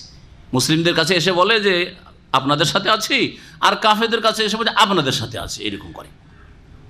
কুল্লামা রুদ্দু ইলাল ফিতনা, যখন যখন তাদেরকে কোনো ফিতনার দিকে, বিপর্যয়ের দিকে, যুদ্ধের দিকে, লড়াইয়ের দিকে ফিরিয়ে দেওয়া হয়, উরকে সুফিয়া, সেদিকে উল্টো চলে যায়। মানে কেউ যদি বলে যে মুসলিমদের বিরুদ্ধে লড়াই করো, মেতে উঠে তাতে। তার মানে এরা অন্তর থেকে কিন্তু ইসলামের বিরুদ্ধে, মুসলিমের বিরুদ্ধে লড়াইকে ঘৃণা করতো না দ্বিতীয় দলটির মতো, বরং এরা অন্তর থেকে কাফেরদের সাথে ছিল। ইন্নামাল আমালু বিন্নিয়াত, আসল হচ্ছে নিয়তের বিষয়টি, অন্তর থেকে কাফেরদের সাথে তারা ছিল। ফালামিয়া, কিন্তু মুখে মুখে এসে নিরাপত্তার কথা বলতো নবী সাল্লাল্লাহু আলাইহি ওয়াসাল্লাম সাহাবায়ে কেরামদেরকে। ফাইল্লাম ইয়াতাজিলুকুম, এদের সম্পর্কে আল্লাহ বলছেন তোমাদের থেকে এরা যদি সরে না দাঁড়ায়, মানে সামনে যদি লড়াইয়ের জন্য চলে আসে, ওয়ায়ুলকু ইলাইকুমুস সালাম, এবং তোমাদের সাথে এরা যদি চুক্তি না করে, সরেও দাঁড়াইলো না, চুক্তিও করলো না, তার মানে যদি সরে দাঁড়ায় আর চুক্তি করে নাই, তাহলে হত্যা করা যাবে না বা তাদের বিরুদ্ধে লড়াই করা যাবে না। তারা যদি সরে না দাঁড়ায় আর তারা সন্ধি চুক্তি না করে, ওয়াকুফু আইদিয়াহুম, এবং আইদিয়াহুম, তাদের হাতকে তারা যদি সংবরণ না করে, হাতকে না থেমে নেয় যে না ইসলাম মুসলিমদের বিরুদ্ধে লড়াই করব না, তাহলে তাদের ক্ষেত্রে কি করবে? ফাখুযুহুম, তাদেরকে বন্দি করো, ধরো, ওয়াকতুলুহুম, এবং তাদেরকে হত্যা করো, হাইসু সাকিফতুহুম, যেখানে পাও না কেন। যেখানে পাও না কেন মানে হালাল এরিয়াতে পাও, অথবা হারামের ভিতরেও যদি হারাম এরিয়াতে পাও সেখানেই তাদেরকে ধরো, আল্লাহ বলছেন। ওউলাইকুম জাআলনা লাকুম আলাইহিম সুলতানাম মুবিনা, এরাই তো সেই লোকেরা যাদের ওপর তোমাদেরকে আল্লাহ পাক সুস্পষ্ট কর্তৃত্ব দান করেছেন, অর্থাৎ তোমাদেরকে আল্লাহ পাক তাদের ওপর আধিপত্য দান করেছেন, ক্ষমতা দিয়েছেন, এবং আল্লাহ নির্দেশ দিয়েছেন যে এদের বিরুদ্ধে অস্ত্র ধারণ করো। আজকের তাফসির এখান থেকেই শেষ করি ইনশাআল্লাহ তাআলা। আগামী সপ্তাহে আবার বাকি যতটুকু তাফসির হবে করার চেষ্টা করব। আল্লাহ পাক রব্বুল আলামিন যেন আমাদের এই কোরআনের তাফসির পুরা করার তৌফিক দান করেন এবং কোরআনে কারীমের প্রতি আমল করার তৌফিক দান করেন। কোরআনে কারীমের রাসূলুল্লাহ সাল্লাল্লাহু আলাইহি ওয়াসাল্লামের সহিহ সুন্নাহর দাওয়াত দেওয়ার তৌফিক দান করেন। আমাদের দ্বীনের দাওয়াতে আল্লাহ পাক যেন বরকত দান করেন। আল্লাহ পাক আমাদেরকে সমস্ত অনিষ্ট থেকে, শার থেকে, বালা মুসিবত থেকে হেফাজত করেন। দুনিয়া এবং আখিরাতের ঈমান আমলের ফিতনা থেকে, ধন সম্পদের ফিতনা থেকে, সমস্ত রকম ফিতনা থেকে আল্লাহ পাক আমাদের যেন হেফাজত করেন। ওয়া সাল্লাল্লাহু আলা নবিয়িনা মুহাম্মদ ওয়া আলা আলিহি ওয়া সাহবিহি আজমাইন।